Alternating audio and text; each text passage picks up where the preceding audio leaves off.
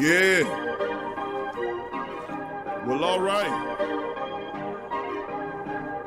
Like you always say, welcome, welcome, welcome. Number one sports talking D. We ain't like the Falcons, we won't blow the lead. Look, all we talk is who that, who got cut and who back. Rookies and the vets, players you should look at. It's the sports coma, you don't wanna miss it. Got the pre-game party, post-game statistics. Get a visit from Sway, maybe DC or 5. It's the hottest thing smoking, Big Q and the guys. Go to YouTube Live, make sure you subscribe. Interviews inside the Saints locker room high. Talk to Drew, Jordan, Zach, Peyton, New Orleans, who that nation. Best believe when I say we bleed gold and black. Ain't a miracle or rivalry could ever hold us back. No, Beastquake, Bounty Gate, let the truth be told. It's the sports coma, all we know is say Super Bowl. Yeah. You're listening to the Sports Coma with Big Q and the guys on the PRO Media Network. And who that nation. Words cannot express the love and appreciation I have for you. From the moment I stepped foot in the city of New Orleans, I could feel your spirit. You told me that if I loved New Orleans, you would love me back. No truer words have ever been spoken. You embraced me as your quarterback, and my family as your own. You made me strive to be the best I could be for you. When I was knocked down, you picked me up. It was your passion, emotion, and resilience that made us all believe. I will spend the rest of my life attempting to give back to you what you have given to me. My family and I will always love you. To the Saints organization, Gail Benson and the late Tom Benson. In the world of sports, I could not have asked for a better organization and ownership. Your commitment to excellence, unwavering support for our team, and generosity toward the community are second to none. I recognize the chance you took when signing me on March 14, 2006. I worked every day to prove you right. Miss Gail, you are one of the kindest, most generous, and extraordinary people we know. Thank you for your love and grace, guidance and leadership. I still miss my visits with Mr. Benson and his grandfatherly advice. To my coaches and teammates, to build a great team means finding men of great character, toughness, intelligence, and a fierce love for the game. But most importantly, the really successful teams in any arena are the ones who love each other the most. When things get tough, which they always do, sometimes the only thing you have to fall back on is the love of those around you. You will push past any perceived limitations you thought you had to fight for each other. You find a purpose far greater than yourself. Sean and Mickey, thank you for building a culture where we could experience this type of love and commitment. It is not common, but rather very unique and very special. For 15 years, our relationship grew past that of player-coach and player-GM. I've watched your children grow, and you've watched mine. We have struggled, laughed, cried, and celebrated together. Your trust and belief gave me great confidence and brought out my absolute best. To the training staff, equipment staff, and all the unsung heroes, I want you to know how much you are appreciated, and we cannot do this without you. Thank you to my late mother, Mina Ruth Akins, and my father, Chip Brees. Brittany, you are my angel. I'm not sure why God blessed me with you, but you have been my shining star. You make me believe that we can accomplish anything. You taught me what it is to be part of the best team. To Balin, Bowen, Callan, and Rylan. When this journey began, you were just a hope and a dream. Each of you has brought so much joy and purpose to my life and career. I played for my city, my team, and all those who believed in me, but I also played for you. God bless you all, and here's to the next chapter. That's our quarterback, former quarterback Drew Brees, man, giving his shots out to the Who Dat Nation, man, in a heartfelt letter. And Drew Brees, man, one of the best, man. And you can see as he was delivering this one, a lot of stuff going on with old Drew, man. So with that being said, I'd like to welcome all of the great Saint Think Tank family members into this episode of the Sports Coma. Much love to y'all. In this Humpday edition of the Coma, please strike upon the like button if you hadn't already done so. We open up with the letter to the family members and to the team as Drew delivers his letter, man, thanking the entire city, the region, and the entire Who Dat Nation. And Drew Brees, as you can hear, giving love and respect to everyone that helped him in his journey, his late mother and father. I mean, absolutely awesome. But with that being said, I welcome all of the family members into the Great Saint Think Tank. Who Dat to you? And like I've been saying for a very long time now, welcome, welcome, welcome. You're now rocking with the Sports Coma with Big Q and the guys, where we have intense, entertaining, educating, and enlightening sport talk from your favorite sports family. I'm Big Q chiming in this mug. Much love to the Great Saint Think Tank on this Humpday Edition. Hope you guys had a fantastic Wednesday, as we will get ready to talk some Saints football, baby. So who that to Brother Torrey Shepard in the building? Who that to you? Anthony, who that to you? Jasper, who that to you? Gundam, who that to you? Tramal, who that to you? Josh Goat 23, who that to you? Gabriel Thomas, who that to you? Ja Williams, who that to you? Let me see who else we got there. House of Twigger, what's up, fam? Who that to you? Good to see you in the chat. GM Kev, what's up, GM Kev? Who that to you? Dada, who that to you? Dada, good to see you. What's up, Keldrick? Who that to you, fam? Good to see you in the chat as well. Much love. What's up, Ramsey? Who that to you, fam? Good to see you as well. Swag fan, who that to you? Josh, in his bag, who that to you? What's up? Both Joshes in the building. What's up, RG? Who that to you, fam? Good to see you in the building as well. Much love. Simply Tasha, who that to you? Good to see you in the chat. Much love to you, baby. Big ups to you and my dog, Big Sean. JT, what's up, JT? Blessings to you, my brother. Appreciate you being here as well.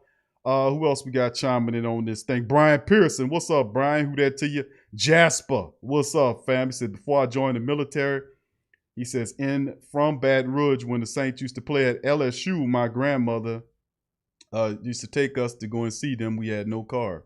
All right, thank you, Jasper. To see Brees play. Okay, all right.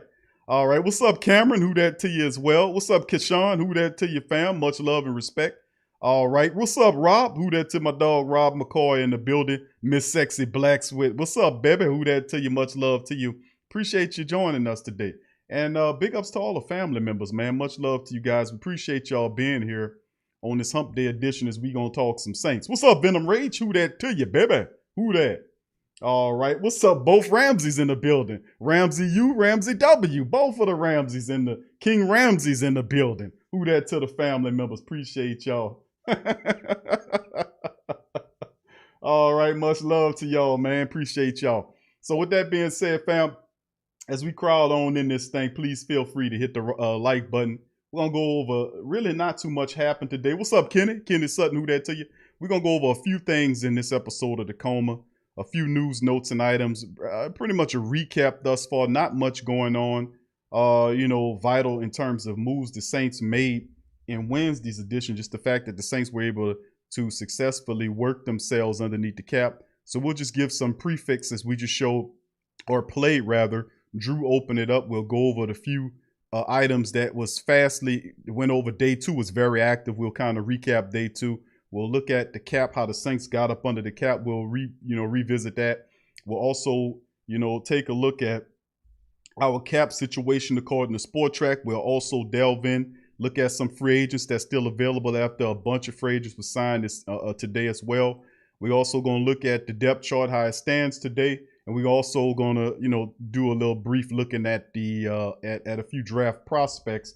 And I'm going to give my take on a few of these guys that I like, that I was able to research. I'm still researching some of these draft guys. I'm a little behind this year because I have so much other stuff going on. So big ups to the family members. Thank y'all for being here. Miss Sexy Blacksmith says, you always start the show when I'm eating. Well, I like to eat, myself. I'm a healthy eater. I got a fast metabolism. What's up, Joey? Big ups to my dog, Joey, and Isabella. What's happening, fam? Good to see you, bro. What's up, Devin? Devin C in the building as well. Joe Gidry. What's up, Joe? Big ups, fam. Much love to you. And as you can see, man, let me just throw a shout out, family, to my dog Till and his family, man, who have a new line of cooking seasonings out. And I know some of you guys probably seen the advertisement for it. And it's just the fact that I just want to show some support. When people doing it big and they doing it right, man, I just want to show some support to my dog Till and his family, man, doing great stuff. and I got all of their seasons. You know, I seen it in the store, you know, and he been had these out. Him and his family been had these out. But I went, you know, I seen them in the store. My son seen them and said, Dad, look, you know, because we always eat at the Weedat's restaurants in our area, and they recognized his logo, and I seen the seasonings in the store. And I said, let me get up all of that. Let me get up all that. So I'm just trying to get the rest of the Who Dat Nation to show some love and support and give people, and listen, these are Who Dats, down hard Who Dats, down hard Pelican people. Show them some love. Go there and buy all the damn seasonings if you need them or not. Put them up in there. If you're going to get Zatarans, make sure you got Zatarans. If you got the, what was that, Saturin, Tony Saturin, listen here. Come on with the Weedats, man. Put that Weedats up in your cupboard too. Listen, I cook with it. Y'all know I know how to cook. And I'll be cooking on up in here. And listen, this is very good, man. And he got sweet heat. He got the Creole. And then there's the Parmesan flavor. And then he got a hot sauce that's available too. That's pretty damn good, man. Let me tell you something, bro. I got to give love and respect for what Till and them have, man. And feel free, family, to go and purchase their seasonings. Remember, these are down hard New Orleans and Pelican people. They came from the ground up, their entrepreneurial spirit, and we got to get behind them when they doing it. We got to support them. You know, so if you're at your store, if it's not at your store, tell them to get it. And if they don't have it, then you can go on their website, as you can see it right there, www.wedatcorp.com. That's wedatscorp.com. So it's WEDATSCORP.com. We got to support our own, family. You know how we do it. So with that being said, like I said, man, Saints people got to support Saints people. We've got to support of each other. We go over and support all these ill-gotten companies out here that's tearing up the world, man. We got to support people that's doing it right. And that Till and his family, much love to my dog Till and them, they doing it big. All right, well, now with that said, you know, we're going to get it going here. Tasha's cute. When I come back to New Orleans, I'm going to eat and shop. There you go. Now, listen, if you ain't coming back no time soon, hit that website up there. You know, hit that website and order it. Come right to your house. You know, if they don't have it up there in Texas, you know, a lot of seasonings, if you from the city, a lot of that you ain't going to find if you, depending on where you live at in the country. Some of it you got to special order it, and, you know, and they'll ship it to you as well. So just remember that, man. Help, you know, it's real good. Listen, man, let me tell you something. The Creole season is really good. All of it's good. My favorite is the Creole. I cook with the Creole. You know, go ahead and show the brother some love, man. Good product, man. Look how professional and all this in here, man. Look at that. That's beautiful, man. Absolutely beautiful. Appreciate Till and my dog, all the great support, man. Much love to that family. I wish y'all nothing but the best, man. All right. So with that being said, family, what's up, brother Daryl? Who that to you as well? Much love to you. What's up, CT Crusher? Big ups to you as well. Good to see the family members. Tramal says, Q, make some bread pudding. You know what? That's not on the menu right now, bro. I made me some curry chicken. That's one of my favorite dishes. I was eating that curry so much. I said, you know what, man? Let me just go ahead and learn how to cook it. So, you know, that was over 2 years and I perfected it. I even figured out little things, what they would do in the red. They wouldn't tell you everything, but, you know, you can taste it. And if you get good at it, you can pick things up. So, you know, I made the curry chicken. The jerk chicken is easy, man. That's on blast. The jerk chicken, the curry chicken, the red beans, the white bean, all my beans is popping. It's all good. But, you know, like I said, the bread pudding, yeah, I bake some cakes and do some stuff. I learned how to make, a lot of people might not know about, you know, bean pies and something like that. I remember a long time ago, a friend of mine bought me one. And I liked the taste of it. It reminded me of like a really sweet and softer, creamier sweet potato pie. So I learned how to do that. So that's just what I do. If it's something I like and I can't get it, I learn how to make it. I promise you that. So yeah, bread pudding. My mama showed me how to do that. I ain't did that in a while, bro. So I think the next thing I'm probably gonna look at trying to throw down on is some. I ain't make turkey necks in a while. It's been a while, man. I was up in the stove looking at the turkey neck saying, should I get this or not? So I'm probably going to start working on them turkey necks now. So big ups to the family. Enough of that cooking talk, man. Y'all making me hungry. Michael Sachs, what's up, fam? Much love to you as well. Good to see you in the chat. What's up, Jermaine? Jermaine Scobie. Troy Thompson, who that to you? Much love to you, bro. Good to see you in the building. Darrell Freeman as well. Much love to you, brother Jerry. Good to see my dog, brother Jerry, in the building as well. So big ups to the family. Please feel free to hit. I love some butter beans. Hey, man, let me tell you something, man. My mama thought I wasn't paying attention when she was saying, no, you put this here, you do that. She thought I wasn't paying attention. Let me tell you something, man. I'll be up in there, man, throwing down. My little boy be watching me, and just be throwing down, man. Javier, what's up, fam? Big ups to you. Good to see you. Troy say he getting hungry. Yeah, man. So y'all check out Teal stuff. Thank you, Kevin, for posting those links, fam. Much love to you. All right, fam. We about to get into it, man. We're going to go over these news, notes, and articles and go over some stuff right now. So here we go. All right, starting off free agency day 2 recap and Saints news and moves. And this is going over the quick recap coming from Saints Wire, one of my favorite Saints resources. Of course, we talked about the fact that the Saints started off with the restructuring of Terron Armstead's deal. They freed up about $6 million, close to $7 million, according to the numbers. Now, a lot of this information has not been released yet. So the particulars of just how much it is, the speculation. At first it was 6, then it was revealed that it's 6.7 is where it's standing at. But the official number has not been released as far as the official information about the trade that sent Malcolm Brown to the Jaguars. Only speculation.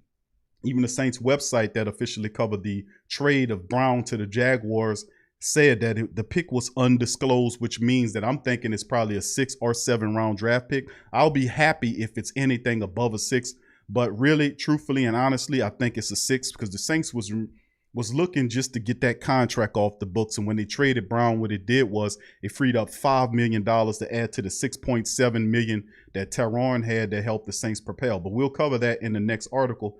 As Armstead restructured his deal, we don't know the particulars of how that restructure worked, whether it was, however it goes, but we'll figure it out sooner or later as they open up the money. Of course, the Saints then made the trade official of Malcolm Brown going to the Jaguars. Like I said, terms of the deal has not been reported, but it's believed to be a late draft round, either a 7th or a 6th round pick. I'll be more inclined to say agree with the man and say it's probably either that.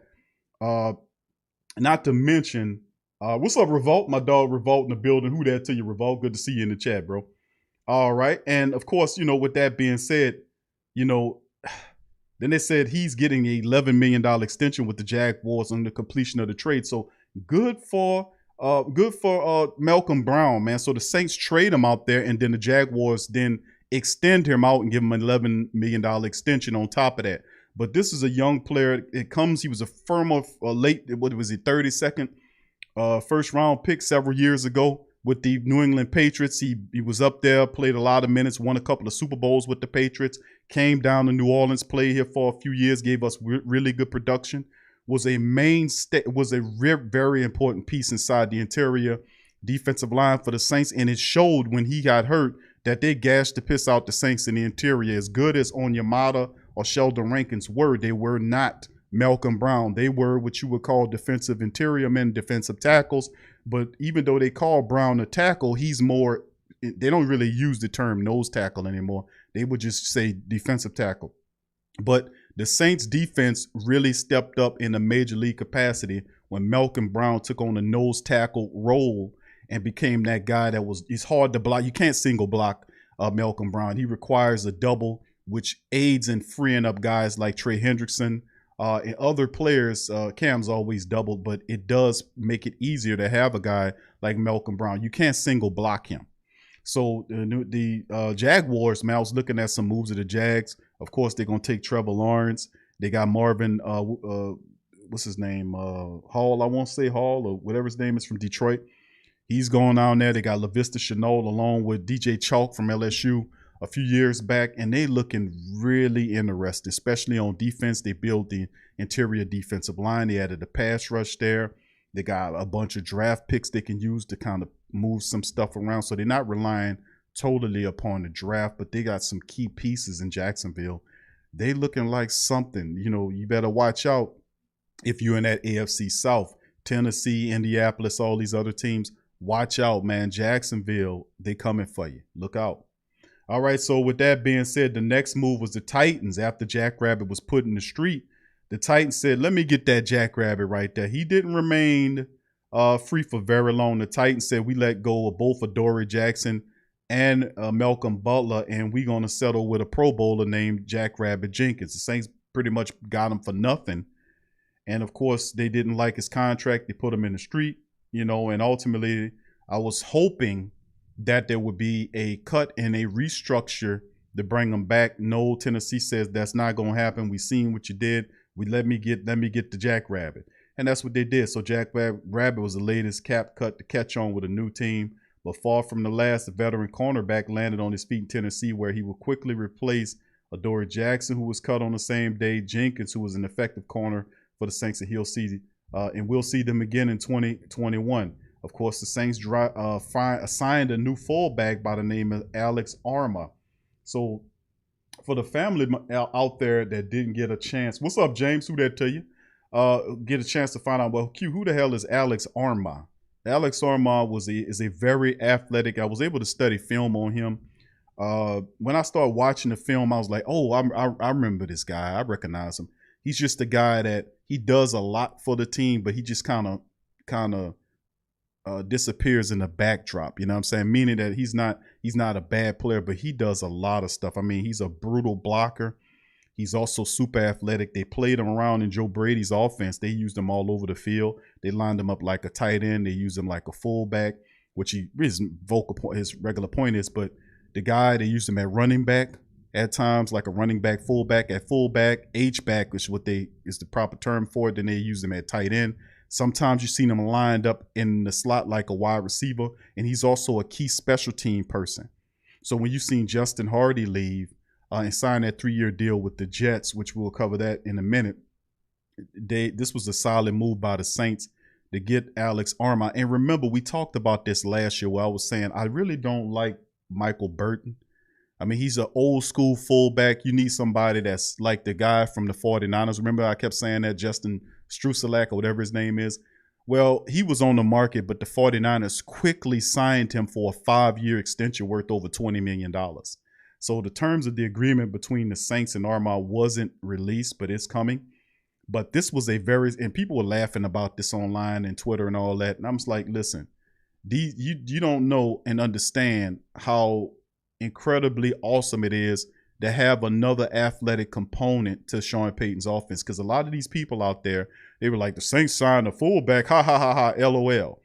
And I'm saying, you stupid as hell, man. You don't understand that the ways that Coach Payton could use Arma in his offense. He can line him up as a running back. He can line him up as a tight end. He can this guy played all over the field in Joe Brady's offense. If you go back and watch the film from last year, and then prior to that, they were using him as a traditional style of fullback. This guy was opening up holes for Christian McCaffrey and Davis. When Christian got hurt last year, he was opening up holes for Davis. This guy's serious.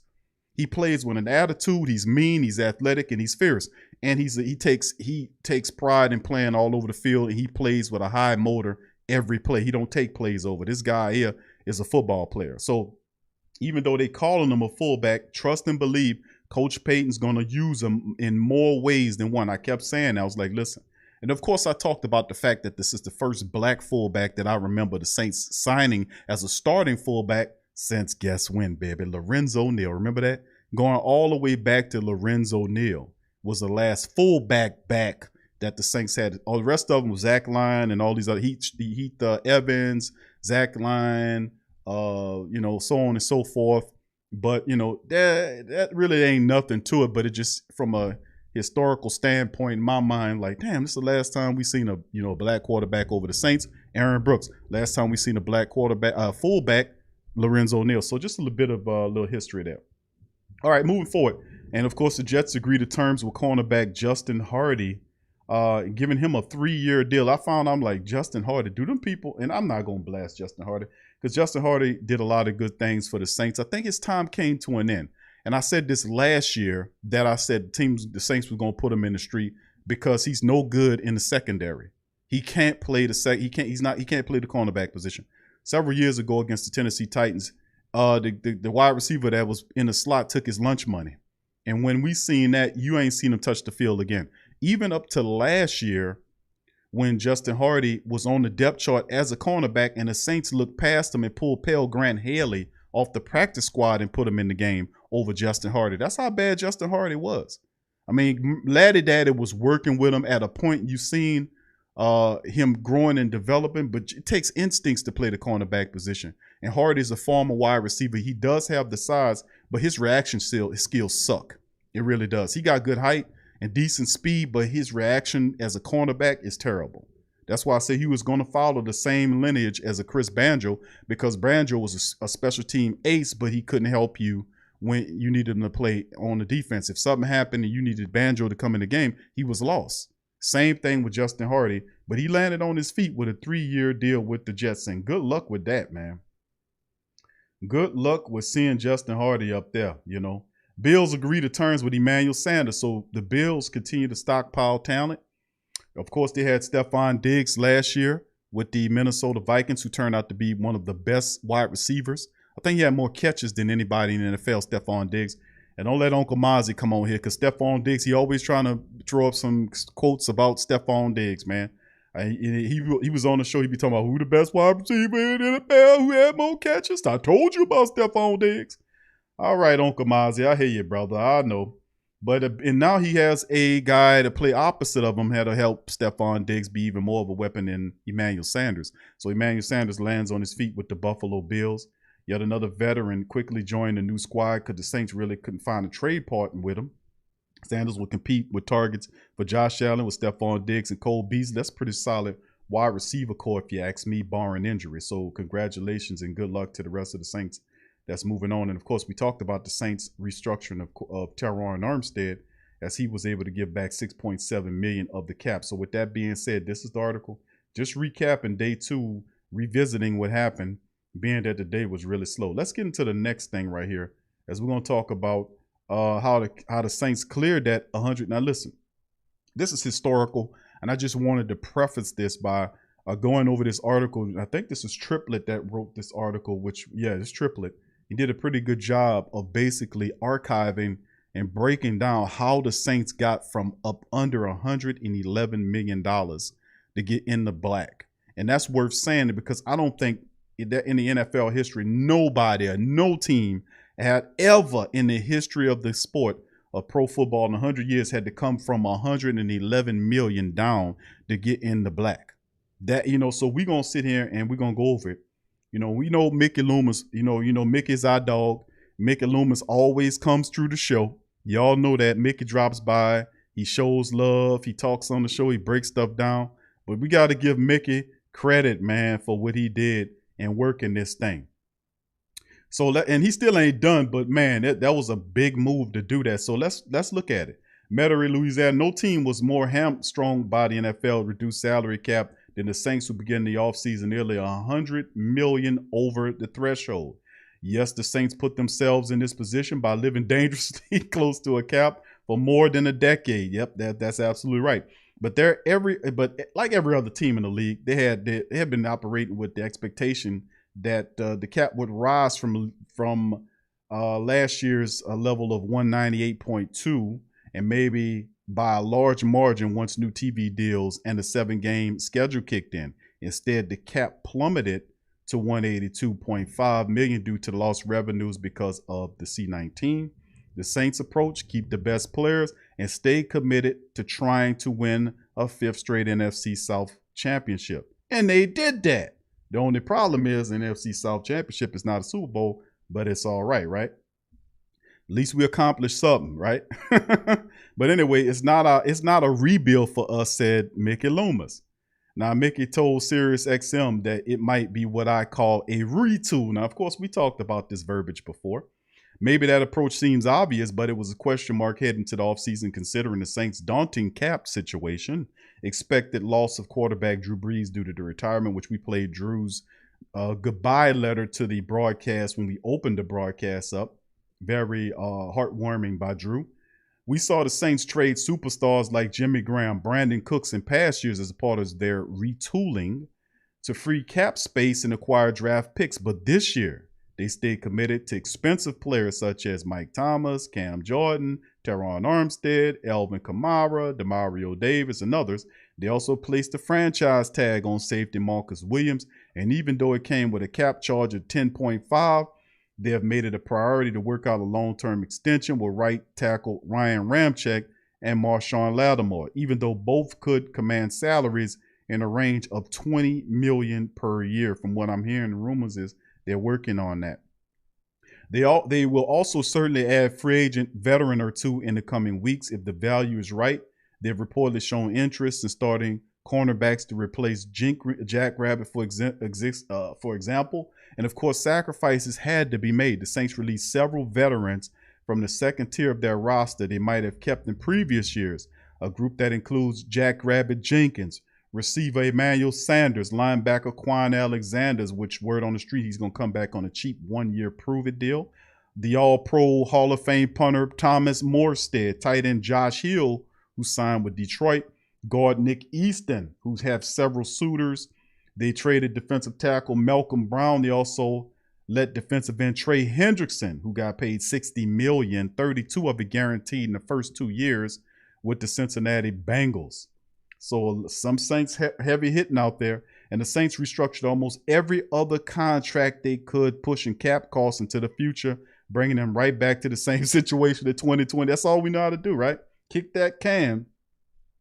Here's a look at how Loomis and the Saints' invaluable VP of football operations, Kai Harley, made the math work. Because let's not forget Kai either, man. Mickey is doing this thing, but Kai Harley is in there making things happen. So much love and respect to our VP of football administration, Kai Harley. I don't say enough about Kai. He does a really good job. And sooner or later, he's going to be a GM too, just like Brother Fontenot. All right, Kai Harley made the math work to clear $111 million in cap space.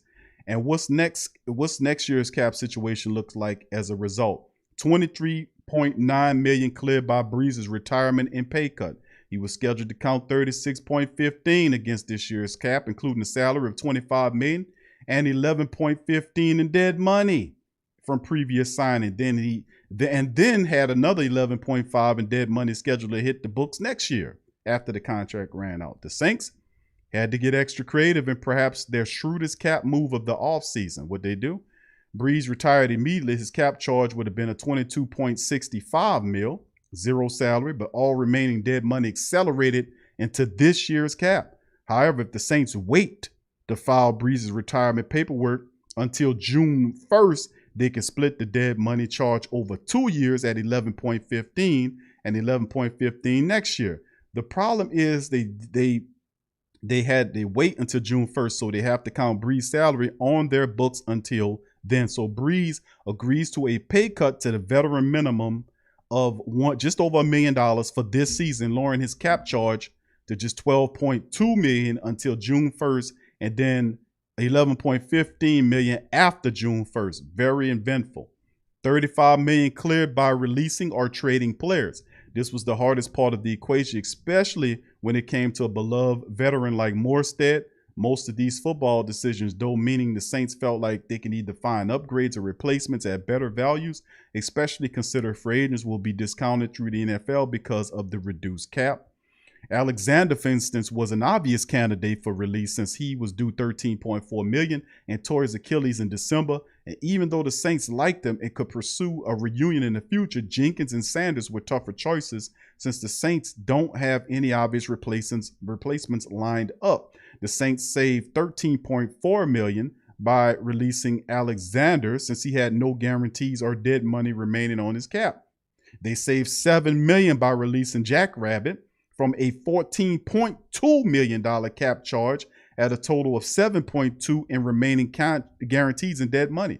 They saved $5.8 with Easton's release. They saved $4 million with Sanders from $10 million to $6 million. They saved just 2.6 on Josh Hill's deal. They saved a 2.5 on Tommy Morstead's deal. And then trading Brown works the same way as releasing a player for cap purposes, except they got a draft pick in return. So they not only got probably a 6 or 7 round pick, but they also saved $5 million before releasing him. That marks a total of just over $40 million in cap savings. However, when the NFL calculates a team's salary cap charge, it counts against the top 51 salaries on the roster. So those 7 players had to be replaced by 7 new players at the rate of, you see that, over 600,000 to just under 800,000. So 52 million cleared by restructuring contracts. This has been common practice for the Saints. It's become a lot more common around the NFL. Teams are converting players' base salary or roster bonus into a signing bonus so the cap charges can be spread over multiple years. You can kick the can forever if you do that crap. In most basic form, let's say a player is scheduled to make $10 million in salary and $10 million in cap charge this season. He has 3 years remaining on his contract. If you charge $1 million salary and $9 million signing bonus, then the bonus can be counted as $3 million over the next 3 years. Remember, he done that to several players on the team, including Alvin Kamara, who had what was it, a $15 million signing bonus that Mickey cut into $3 million over the duration of his time here. So this is a very common practice for Mickey and Kai. The Saints have taken this method a step further by creating fake or what I call phantom deals or phantom extensions scheduled to, and this is what Mickey and the rest of these guys have done. Saints have taken the method by creating fake contract extensions scheduled to automatically void before they become reality. The Saints made waves on Sunday by doing this with quarterback Taysom Hill contract, giving them fake salaries of $35 million per year from 2022. It's absolutely ridiculous. To 2025, Hill will never see that money, but teams sometimes make those salaries exorbitantly high because the NFL rule says players can't renegotiate a higher salary within 12 months of their most recent renegotiation. The Saints used these methods with just about every player they could this offseason, pushing the following totals from 2021 into future years. Who did they do that with?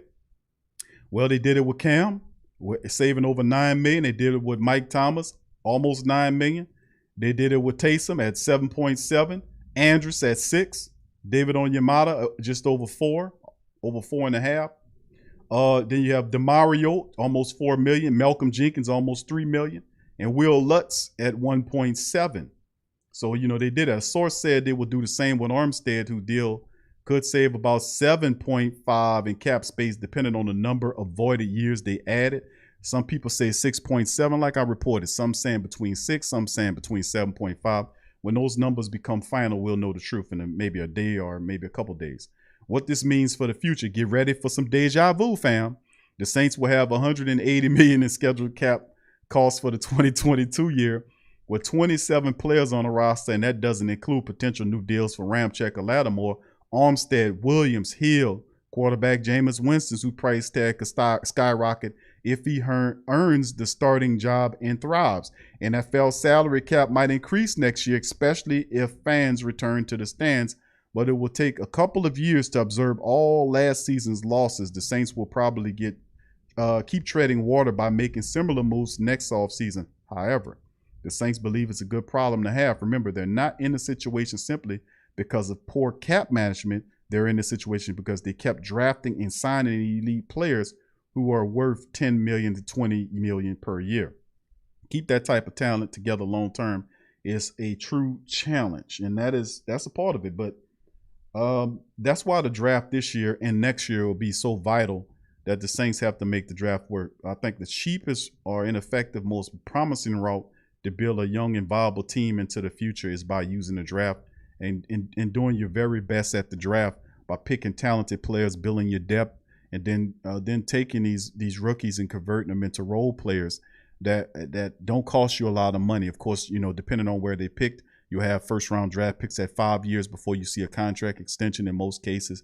Second round guys are 4 years, and so on and so forth. So doing it through the draft is probably the smartest way to go. As you can see, the Saints are trying to accrue draft picks because they're not out of the woods yet. This year, they're in the black, but this year, like the article says, we could revisit this again. And next couple of drafts will definitely be important. So with that being said, this currently showing that the Saints are still in the red at -6, but that is not true. The Saints are currently in the black, because if they were in the red, the NFL would be finding their ass right now. But with all of the reworkings. And of course, the big thing is the Ryan Ramczyk and Lattimore extensions. The extension on Marcus Williams, depending on where the Saints are and where he is at in terms of the extension. Of course, Latavius Murray and P-Rob is also there. Do they release those guys as well? If you release Patrick Robinson and Latavius Murray, you can save almost $5 million between both of those guys. Do you go with that? Do you do that? Or do you simply restructure contracts and hold on to them? We don't know, but time will tell on that one way or the other. So with that being said, let's move on into the draft. Let's look at the unofficial depth chart right here provided by another resource of mine called Our Lads. You know, so what's up, William? Much love to William. Much love. Trey Joseph, who that to you, fam? Good to see you in the chat. Big ups to you. And this is simply one of the things. You look at the roster right now, you know, you see right here, Michael Thomas is the top wide receiver. Next to him is Traquan Smith currently. Then, of course, behind him is Callaway and Deontay Harris. Jawan Johnson, the big physical wide receiver, who a lot of people think they'll convert him to a tight end, which wouldn't be a bad a choice to do. He's a red zone weapon. He can block really well. You have to pick up a little bit more strength to get used to blocking defensive linemen and linebackers. But, you know, that wouldn't be a bad move if Coach Payton seen him, Jawan Johnson, as a very athletic weapon. And somebody asked me the other day, said, "Q, man, if can you see the Saints converting Jawan Johnson to a tight end, and him developing into a Darren Waller type?" I said I would absolutely love that. I don't think he has the athleticism that Waller has, but he's still a guy that can catch the ball, and he's a big physical a guy that makes it happen out there. And tight end wouldn't be a bad look for him. I tell you what. Look at the offensive line there. Teron Armstead sitting there. You got Andrews next to him with McCoy. Of course, I expect these two guys to flip. Ruiz will become the center. McCoy will go to right guard. And, of course, he'll be positioned next to Ramczyk. You know, so we see that. And, of course, the fullback, you come on down here to the tight end. You see Adam Troutman right there. And then behind him is Garrett Griffin and Ethan Wolf. We definitely need some help right here. I don't think the Saints go into training camp with these guys at number 2 or 3. So we have to watch that. Thank you, King Creole the first. Who that to you? Appreciate the super chat, founder. Much love. Appreciate that. Thank you so much. Who that to you? What's up, Byron? Who that to you? David Kemp. Who that to you? Big ups to you. So, yeah, Troutman's pretty much. Of course, we cut Josh Hill loose, which was a pretty good veteran backup there. But with that being said, we got Garrett Griffin and Ethan freaking Wolf there, man. Come on. I mean, so eventually, I think the Saints will make a move in the free agency market and pick up some talent at the tight end position. Taysom Hill, as you can see, they have him positioned as the first quarterback there. And then Jameis Winston's listed as second, and the third string quarterback is Trevor Siemian. Now, I told you that Taysom would be the guy that would be positioned at quarterback A, quarterback B, even though Sean Payton didn't want to commit to it. I played a portion of the interview from Dan Patrick's show when Dan Patrick asked Coach Payton, you know, about that. And common sense, if you follow the team as much as we do, then you would know that Taysom Hill is obviously the favorite of the job. And why? Because just like a report we played yesterday, the same report from Dan Patrick reported that Diana Rossini of ESPN made a very funny comment saying that Sean Payton loves Taysom Hill She said Sean Payton loves Taysom Hill more than her husband loves her. I had to bust out laugh at that one. But I've been saying that. I've been telling y'all that. You know, I told you that months ago that Sean Payton loves Taysom Hill. He loves him. And I love him because he loves football. He said all that on the thing. He said that she was a bit over. No, she ain't, Coach Payton. No, she ain't. No, she ain't. Because I've been saying that, man. Months prior to Deanna Rossini of ESPN saying that. That's not hard to tell. But Jameis is coming in, and Jameis does have the ability and the experience and, you know, and the familiarity to be able to do something with Taysom. I think Taysom is still off on becoming a starter. He got that athleticism. But my goodness, last year, him throwing those awful passes, he's just a little bit too inconsistent. He takes a little too long to go through his progressions. That needs to improve. And he's not going to get all that in 4 games. Come on. He's going to have to do a lot more work in the offseason, really a lot of work in the offseason to kind of make it a competition against Jameis. Jameis is a natural born dude. He's been doing it for years. is second nature. The only thing they can say bad about Jameis, the new Jameis, is he's a gunslinger and he's going to throw interceptions. Get used to it. But it won't be no 20 or 30 interceptions. That's not going to fly. We expect him to be a lot smarter in Sean Payton's offense. But as a gunslinger, Jameis is a guy that believes he can make every throw. So we'll just have to deal with that. So that's the battle between Hill and Winston. Looking at the running backs, Alvin Kamara, Latavius Murray still positioned there. He hadn't been released yet, hadn't been traded yet. Of course, the Saints did re-sign Dwayne Washington. They re-signed Ty Montgomery as well. And of course, we still have Tony Jones Jr., the outstanding running back on the practice squad. So we're looking good there. And of course, Mike Burton, Saints could possibly sign Mike Burton to compete with the new fullback we just picked up. I just forgot the man name that fast. Here he is, Alex Armah. So, you know, as you can see, Armah will be penciled right here as a starting fullback, and Coach Payton could bring Burton back into camp to compete with him. But in my opinion, that's what I was looking for last year with the fullback position. That's why I was saying, fam, how y'all feel about, you know, getting rid of Mike Burton and taking Dwayne Washington and converting him to a fullback? Remember I was saying that? Because nowadays you don't need a traditional old school fullback, which was Mike Burton. Now, he played well for us last year. But like I was saying, if you're going to have a fullback, and only several teams in the NFL even use those guys, they got to be versatile people like Justin Strusiak or whatever his name is from the San Francisco 49ers.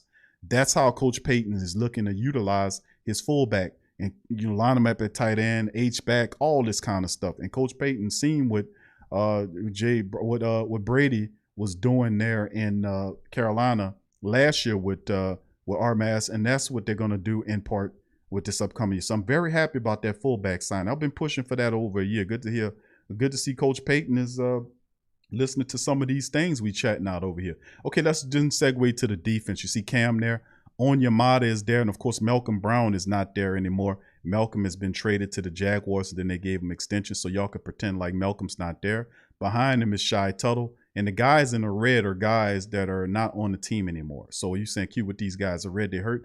No, these guys are not on the team anymore, and they just are, you know, they're free agents. That's pretty much what the red stands for. They are free agents. So behind Malcolm, you got Shy Tuttle, King Tut's there, Malcolm Roach, and Ryan Glasgow, who showed something. And of course, big, massive defensive tackle Jalen Dalton, who got hurt last year, is another piece. He's a long shot to make it, so expect the Saints to go in the draft for a defensive interiorman, or perhaps a cheap veteran to come in to help clog it up in the middle as well. So expect to see some things happen there as well. So we have some options there. Of course, you look at outside of that, you got Marcus Davenport opposite flanking Cam, and then behind him, you got guys like Carl Granderson and Noah Spence, who's a guy that just can't stay healthy, man. He's one of those tweener guys, like a linebacker, pass rusher guy. Got hurt last year, been hurt with it. I mean, it's very similar, even though he has a connection to Tampa Bay. It's similar to Quan Alexander, even though Quan actually, you know, did some shit. Noah Spence stays hurt a lot, very injury prone, injury player. Saints signed him for next to nothing. Matter of fact, he was the first player the Saints signed when they had an opportunity. First signing was this guy, Noah Spence, and the Saints locked him up for next to nothing. And he's a boom or bust prospect. Either he gonna boom or he gonna bust. Last year he bust, but it didn't really cost the Saints a lot of money to bring Noah Spence in. That's why I see a Quan Alexander move as well. And then behind those guys, you got guys like Christian Ringo and Marcus Willoughby, who's a practice squad guy. So expect the Saints to either draft somebody there or possibly bring in a veteran there to kind of brace, because it's a lot of what we looking at here, a lot of uncertainty at the other linebacker position with Davenport. We're hoping that Davenport has a similar transition what happened with Trey Hendrickson when he just explodes. I'm hoping that happens, but he hadn't been healthy since his time being here. He's going into his 4th year. And in order to kind of brace up against him, and remember, Cam's getting old too. Cam is on this side of 30. So with that being said, he had 5-something sacks last year. Carl Granderson had 5 sacks this year. Cam is getting doubled, but that's no excuse. He got doubled the year before and got double-digit sacks. So, and also, Cam, please stop talking this nonsense about staying clean. Could you please stop talking about staying clean? Could you start stunting again? That's how you're going to get them 100 sacks that you keep bragging about that you want, that J.J. Watt got. Which, how you think J.J. got most of them sacks? J.J. wasn't always lined up on top of the dude he was facing. The defensive coordinator would then shift him and move him over. You wouldn't be going against the best tackle, which is the blind side tackle. He would go against the opposite tackle, or they would line him up as a guy in the interior right before the snap, and he would make some stuff happen. You've seen him stunting, and that's a major part about it. So as Cam gets a little older, hopefully he comes up out of that mentality where he doesn't want to stunt. And, and of course people say, well, Q, they don't like him. They don't move him around. That's not true. You can see other people like Carl Granderson stunt. Davenport was stunting last year. You ain't seen Cam do it because Cam told the coaches that he don't want to do it. And they say, okay, we ain't going to touch you. We're going to leave you alone. I just don't see how that works. He's more effective if he's moving along the line because he's athletic. He's gifted. So we'll see how it all shakes, and hopefully that changes a little bit. But moving on to the linebacker position, you see Zach Bowen position there next to Demario Davis. A lot of people don't like that. They don't like the fact that Zach Bowen's there, Coach Payton, and Coach Dennis Allen believes in Zach Bowen. Do they take a linebacker there? A lot of people telling me, Q, we need a linebacker. And that's true for depth purposes. You could probably use another linebacker. I don't know, first or second, perhaps somewhere in there, because Alex Anzalone is gone. Bacone, in good riddance to them. He played, pretty awful last year. Craig Robertson is old, so he's not going to come back. And you do have guys like Caden Ellis, who is still got a lot of athleticism, but he's still much unproven. Remember the couple of games he played, he let people get behind him for touchdowns. Was not impressed with that.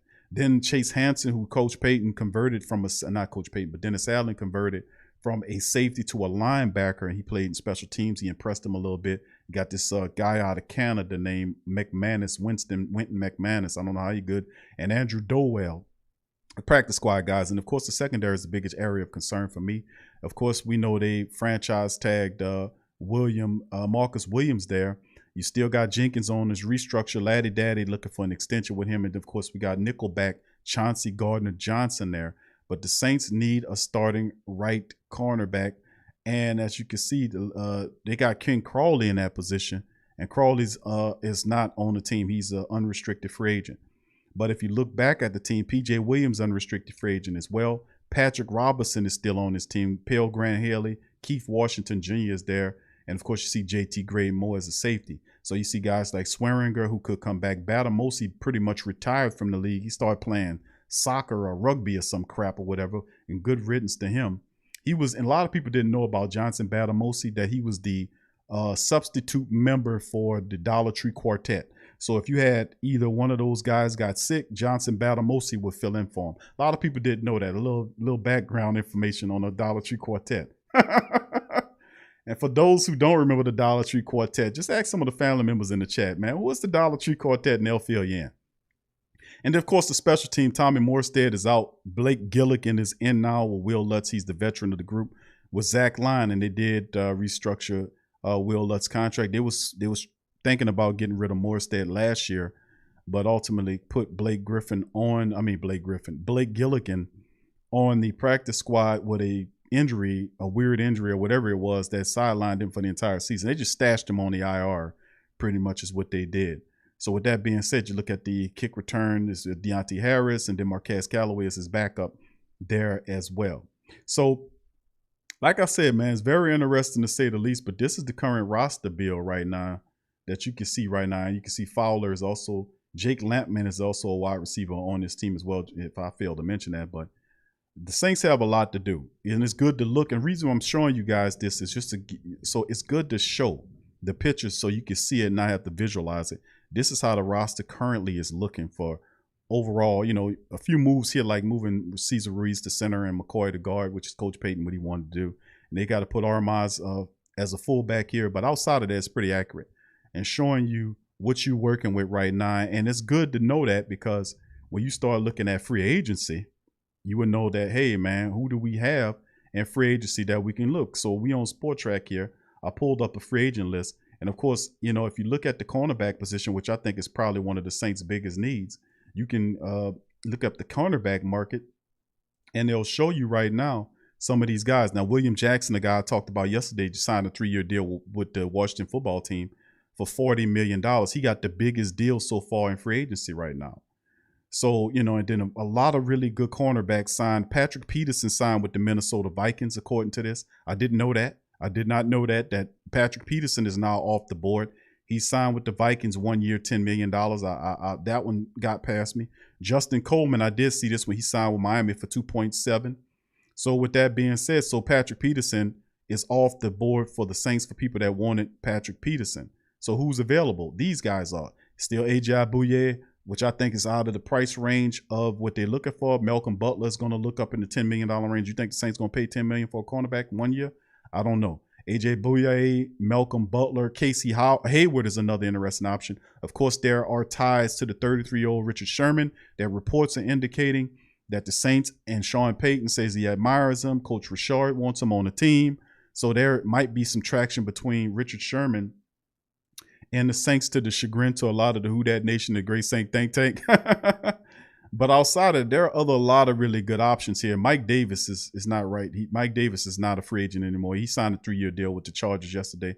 So you still have guys out there that can help you in the starter capacity depending on who you're looking for. Abuya, Butler, Hayward, Trufant, Sherman.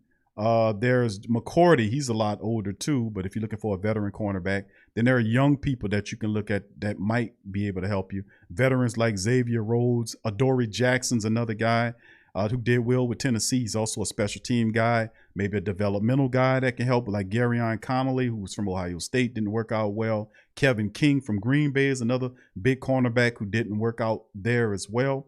So, I mean, it depends. My favorite is Troy Hill. I think Troy Hill is a guy that's underneath the radar here. And he's a guy with a lot of experience that played with the Rams. And I think maybe you can look at him. He'll fit in that price range. There's also guys like Drake Kirkpatrick who played. Maybe he's a possibility. Tramon Williams retired, so he's not in there. Verrett signed with the 49ers, so he's not available on this list as well. Darqueze Dennard is available. So just names to throw at the family. Rashawn Melvin, who played a lot of years with the Jaguars. It's a lot of names just to throw at you. Guys that are Mackenzie Alexander is another interesting name. So these are guys I'm throwing at you. Guys not named PJ Williams. Guys not named Ken Crawley. Guys not named any of these type of guys where you can go and look on this list and find the right price guy. But if the Saints are going to do something, we'll see if it shakes, man. But some of the bigger names are going to start coming off here in the next couple of days. But I know Butler's probably one of the next shoes to fall. But there's real traction, just to let you know, between the Saints and Richard Sherman. So in my opinion, that's probably the biggest area of need right now on the Saints team. And of course, you can then look at the defensive interior. Edge rusher position is another position I will look at too. And think about making a move on. And then, because look at it, this is what you got. You got Trey Hendrickson, who made $60 million, man. 4 years, $60 million, 32 of it guaranteed in the first 2 years. Carl Lawson, who Cincinnati got rid of so they can bring Trey Hendrickson, got a $45 million deal for 3 years from the Jets. And then you had other people as well as you see Tack McKinley was a guy, 1 year, $4.2 million. I don't think that's bad for Takaris McKinley, a guy with a high motor. But other guys are still available if the Saints are looking for them. You're looking for a veteran to go in there to kind of provide some stability, which is not a bad idea. That's Justin Houston, incredibly productive over his career with the Chiefs and otherwise. Ryan Kerrigan's one of my favorites, very productive guy, has some injuries, but still very productive nonetheless with the Washington football team for many years. You also have Trent Murphy, who played with Buffalo, who's productive. Everybody's favorite, Everson Griffin. Alex Okafor is back on the block. Do the Saints have a reunion with Alex? When he was here, he was effective in spurts, but always seemed to be hurt. An article mentioned Adrian Clayburn, which I talked about that several years ago, about how high of a motor Adrian Clayburn has and what he brings to a team defensive line. My personal favorite under the radar signing, I'm gonna give you two guys to look at if you New Orleans Saints and you want a young veteran to come in and help you out and do some things for you. I'm going to give you two guys. I'm going to give you Kerry Hyder Jr., 30 years old from San Francisco. This guy had eight or nine sacks last year. And also DeMarcus Walker, who played with Denver last year. Another really good defensive end. These guys, one's 30, one's 27. The curb will be a little shorter for them in learning what you need to do. But these are guys that was making $2 or $3 million. If you double it up to maybe $4 million or so like that, you might be able to get couple of these young players. So we'll see if that's what you want to do. If you don't exclusively just say, okay, we're going to just depend on the rookie. If Davenport, we need a veteran there, they have options in the free agency market. And just to kind of appease some of the family members, say, Q, about defensive tackle, how about that? Well, we look at the defensive tackle market, and as you can see, they got a lot of options there. You know, Kawan Short, I don't know how much he'll want, a very effective nose tackle, but he has injury issues. Jarrell Casey's another guy that's effective. Malik Jackson's interesting. You can get these guys really cheap. Daquan Jones is big and big, tough guy that'll clog the middle for you. Do the Saints get one of these veteran guys right here? Do they get one of these veteran guys right here? And Sheldon Rankins is by far one of the most attractive of the free agents remaining on the market due to his age and experience level. But they had several teams talking to him. For whatever reason, they weren't interested, I guess, in what he was looking for. Could it possibly be a situation where the Saints overlook the defensive tackle market and say, you know what, let's reach out to Sheldon and see if he'll take this deal? I don't know. Anything's possible. We'll see how it shapes. But it would be pretty cool to have Sheldon Rankins back if he don't decide to go elsewhere. I know we're chasing a dollar about right now. And, of course, we'll then also look at the tight end market, just to look at the tight end market, because we need a damn tight end. We can't go into the offseason with Garrett Griffin back there and him and Ethan Wolf. Every time they show Ethan Wolf, this guy been in the league for several years, and they still showing college pictures of him. You ain't do too much if they're doing that. But anyway, looking at the tight end position, you see Jonnu Smith. New England signed both of the top, considered the top tight ends in the free agency pool on their team. Gerald Everett, which was a sleeper for me, signed with Seattle, which was a very good move by Seattle. They snuck in there and signed him on a one-year deal worth $60 million. Former Rams guy, he's off the board. That was a guy I was looking at. Of course, you got guys, you know, Saints could sign on a minimum deal. Maybe Kyle Rudolph is interested.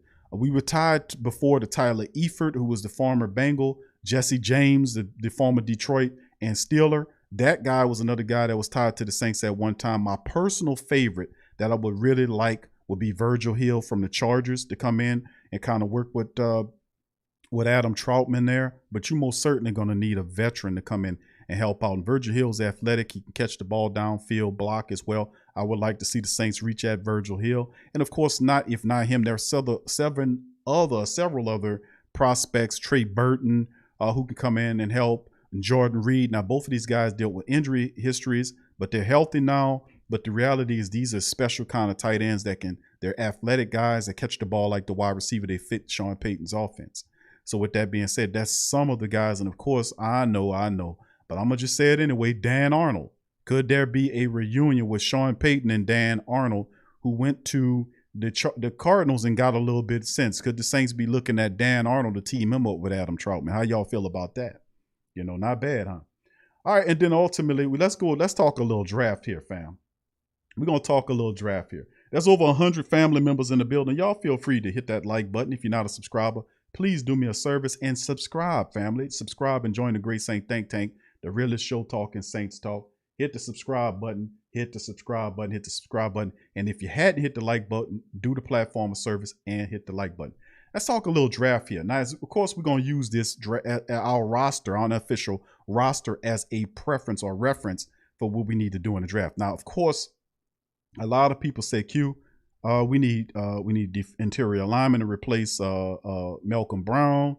Q, you need a wide receiver because we don't believe in Traquan Smith or what have you. Because every time people will talk about the wide receivers outside of Mike Thomas, two people will come up. It'll be Deontay Harris and it'll be Marquez Callaway. Both of those guys. But people will peruse over Traquan Smith and forget that Traquan's there. That's why I have this draft here. Say, hold on.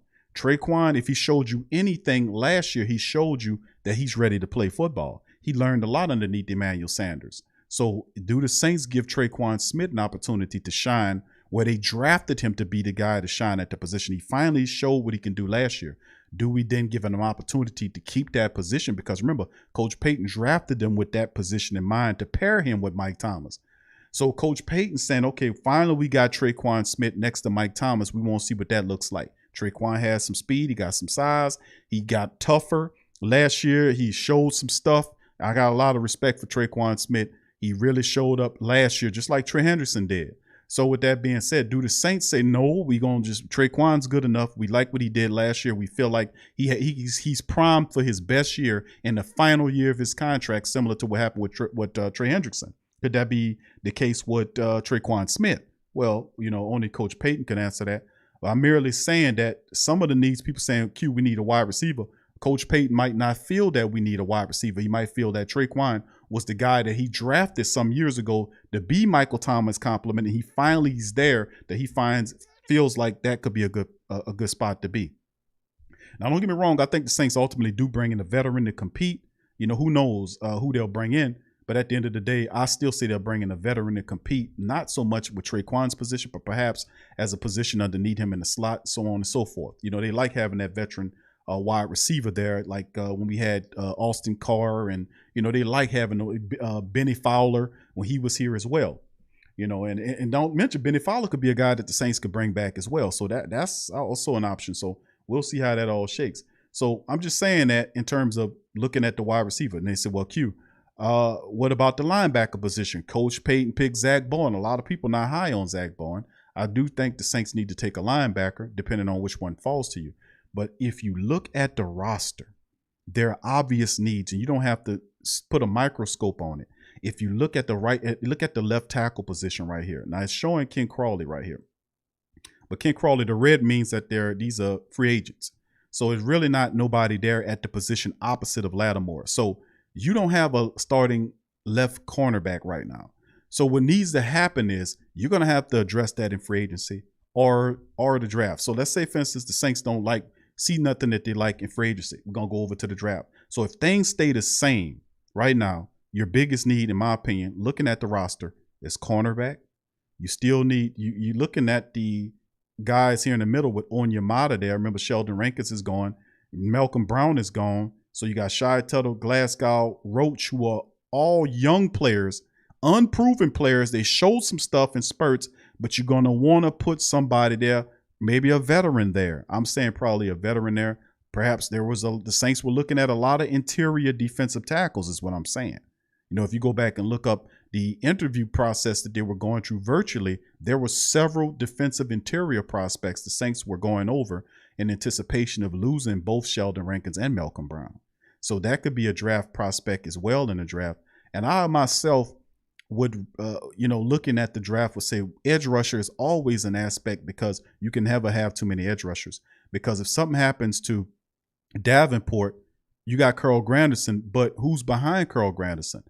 You got a guy named Noah Spence. I don't have confidence in that guy.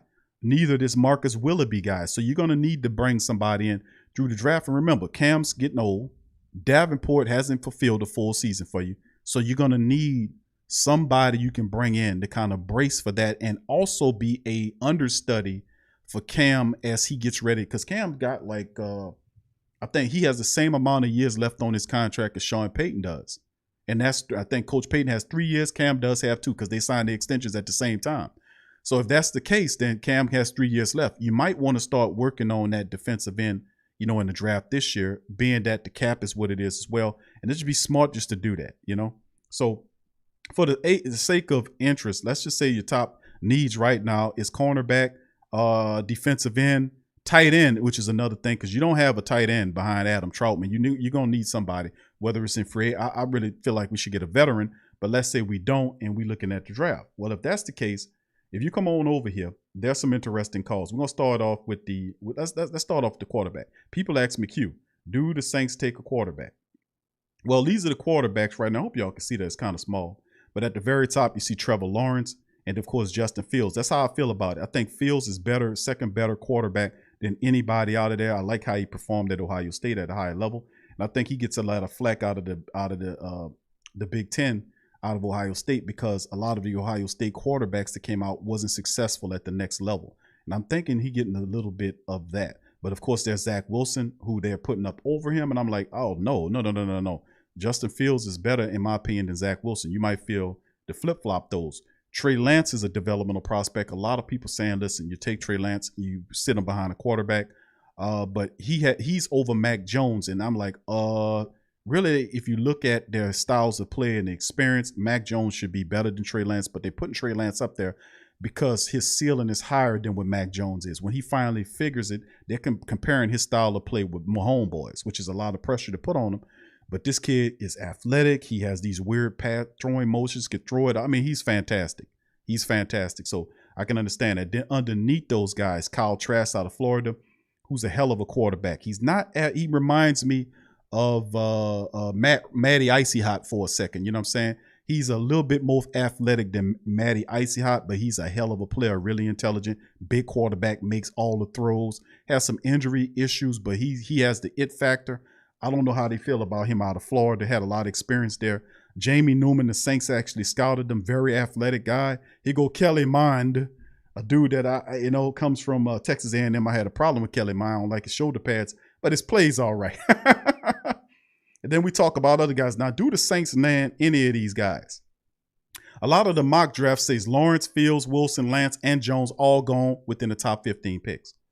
But if Jones does slip out of the top 5, if any quarterback would fall, I would have to say it would be Mac Jones, even though his stock is rising, according to the research I did over the last several days, showing that Jones is slowly creeping up in that field. And you see a lot of the picks saying, okay, this guy, we want that guy. And Jones is up there in the top 15. So Mel Kiper Jr. and Todd McShay, several other people tied to CBS, was saying that Jones and those guys are going to be gone within its first 10 to 15 picks. So with that being said, the next tier of quarterbacks could possibly be for the Saints. My favorite of the bunch, and I do like Kyle Trask. I do like Jamie Newman. I went back and looked at a lot of his film. He's very exciting, man. Very exciting. Make a lot of throws. He's really good, moving outside of the pocket and improvising. Like what he's doing. Kelly Mond, to me, is a smart quarterback. He got size. I just don't know if he's a quarterback. You know what I'm saying? He could be one of them dudes they try to convert to a wide receiver. I could see him doing that to him. I just hope he stays and say, listen, man, I ain't playing nothing but quarterback. We'll see. But the guy I really like, because what really popped off the film to me, and I went back and looked at him again, is Sam Ehlinger. I keep saying that because Sam Ehlinger's role model is Drew Brees. He met Drew Brees. He loves Drew Brees. He patterns his game after Drew Brees. He prepares like Drew Brees. He met Drew Brees. Drew Brees, everything Drew Brees. The kid, but coming out of college, the thing about Ehlinger is he has a stronger arm than Drew. He's more athletic than Drew. I ain't going to say he's more intelligent. I think they're about right at the same in terms of their development coming out of college. But he modeled his game after Drew Brees. And I'm thinking to myself, when you got a guy like that who's out of Texas as well, like Drew Brees, and you're looking for a future Drew Brees, Sam Ehlinger would not be a bad pickup if you're the Saints. I'm just saying he should be available in the second or third round. But this guy here is going to be somebody. I'm going to tell you something. I studied the film on him. He is going to be somebody. Running backs. Do we take a running back? It depends. I don't think ETN falls to us if we stay at 28 and we don't move up and we don't move back and we stay at 28. If Travis Etienne is there, you take him. No doubt about it. This board has him placed where he belongs, which is the top running back there. And a lot of you go back and watch footage of the winning that was going on with Clemson. Go listen and watch the footage what Trevor Lawrence was saying about Travis Etienne. He was saying that a lot of that was Etienne was the one responsible for a lot of success that Clemson had during his time there. And that's big praise there. But he was a wildebeest, man. I ain't gonna tell you no lie. He was a wildebeest, still is. And if he falls to you, can you imagine pairing Travis Etienne with Alvin Kamara? Are you kidding me? I keep saying that, but I think the Steelers probably going to take him off the board before we do. Najee Harris is there as well, and I do like Javonte Williams. Very talented running back out of North Carolina. Matter of fact, both of them guys, Williams and Carter, really unique to see these guys right behind each other coming out of the same college, but they are fantastic. Lightning in the bottle. You go and watch these dudes play. Really talented. And another dude to watch out for is Mississippi State's Kalen Hill. Now, he falls a little further down, and I know about Hill because of my time as an LSU dude and watching him play. Very, very elusive back, really talented, a weapon. Watch out for Hill out of Mississippi State as well. All right, and let's move it along. Wide receivers. Who's the top wide receivers? You see, they have on the board Jalen Waddle, who's the speedster out of Alabama. A lot of people will put Jamar Chase up there. A lot of people say, nah, Q, we're going to beat Devonta Smith up there because he's the Heisman Trophy winner. He won it this year. But his knock is they're saying he's too small. But listen, he coming out of the SEC was tearing up everybody. Miss me with that. Small, nothing. This guy won the Heisman because he could play the game. He can always gain weight. It's a market against him to kind of dirty his name a bit so he can slide. Some teams do that from time to time. It's dirty warfare. But besides the obvious Jamar Chase, we know what time it is with Jamar Chase. We know the Saints will end up with him unless they move up to go and get him, and I doubt they'll do that. Kadarius Toney is another dude that's special. I watched film on him when he was at Florida. I'm very familiar with him. Terrace Marshall Jr. is my favorite because I'm an LSU dude. Big wide receiver, 6'3", 200 plus, runs every route, has a high 40 time, is very talented. A lot of people say Baltimore reach and get him. Rondale Moore out of Purdue, another guy that's a speedster tearing it up. One of the fastest, if not the fastest guy in his draft. Well, you probably look at Jalen Waddle for that, but Rondale Moore can run too. And then another guy I seen that I watch in footage is Nico Collins out of Michigan, which is an intriguing player as well. So a few people here. Do the Saints take a wide receiver with the first round pick? I doubt it. And of course, the tight end is not much to talk about because it's the number one dude and then it's a big drop. A big freaking drop. Kyle Pitts is the top dude out of Florida. He a top 5 pick. Some say a top 10 pick. Whoever get him, some people saying the Giants going to reach and get him. It'll be interesting to see the bottom line, but he is talented. They say, oh, he can't block. He can't block. That's not true. I put the footage on Kyle Pitts. I seen him out there blocking. I seen him out there blocking cornerbacks. I seen him blocking linebackers. I seen him blocking safeties. I mean, he can't block. I mean, it's, of course he's going to improve his technique. But them talking about he can't block, they got to say something negative about the man. He can't be, or his game can't be flawed. He could be a better blocker, but saying that he can't block it's a misnomer. He can block, man. He's not the greatest block in the world, but he can block. I put the footage on and seen him. And of course, like I said, it's not too much you can talk about. The kid from Boston College, Hunter Long, is interesting. Big guy, about 6'5", 240, good blocker, got soft hands. I mean, there's a few people that you can look at. But really, and far as my talk on the tight end, it ain't much happening there. Might want to approach the draft or convert my dog Jawan Johnson into a tight end. That would be smart. And of course, looking at the edge rushers, a lot of people down on the edge rushers this year. A lot of people saying, what about Russo? What about Kwity Paye? And I watched footage on Kwity Paye. I'm not really big on none of these guys, to be honest with you. There's not a supreme pass rusher. A lot of these people putting Kwity Paye up there. He had a pretty decent year at Michigan. But a lot of these guys, whether it was Russo or Tyrion or Osei or one of the rest of the guys, or Jason Oweh, who the Saints are predicted to pick later on in the draft, it depends, man, because you guys, few of these guys are tweeners. It's like the hybrid time, even though they're not using that tag no more, of the hybrid style of defensive end that he's a defensive end, but you can use him as a linebacker.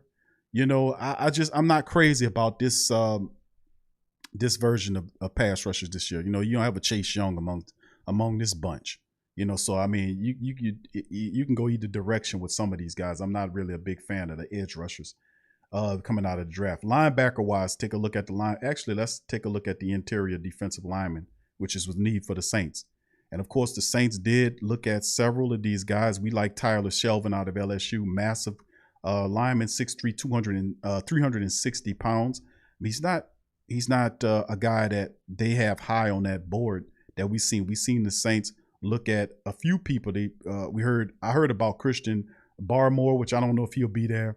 I heard about them doing this with Aleem McNeil, who they did have a interest in as well. So I guess it depends, man. It depends on who you like. But Tyler Shelvin wouldn't be a bad bit. Talking about a true nose tackle. The guy is 362 pounds. I think he's the biggest nose tackle or interior defensive lineman in this draft. I don't think there are guys that's worth anything that's larger than Tyler Shelvin. You're talking about a stuffing guy. I mean, you're running into a wall against Tyler Shelvin. So I don't know how the Saints have him rated. And usually it's a shame we don't really take a look at some of those LSU interior linemen. But, who knows? Hopefully he's looking at him this year. All right, linebackers. Everybody want linebackers. Jim Kev want linebackers. Everybody want linebackers. Micah Parsons, they're saying he's going to be gone. Fantastic. This guy is awesome, man. Sideline to sideline. He does it all. Plays the run, plays the pass, he covers the field. He's a typical, prototypical type of linebacker that you want. Plays nastily. Really intelligent. Micah Parsons is going to be going inside the top 10, top 15. Then they're looking at this Cora Moore dude from Notre Dame who has some skill too. Even though he's undersized, when you put the footage on of Jeremiah, he looks more like a safety to me. He fits the mold of the safety playing linebacker. Now he'll gain another 10 pounds, 9 or 10 pounds, so he can get around that 225, 226 range. But he looks like a safety playing the linebacker position. Really fast, hits, intelligent.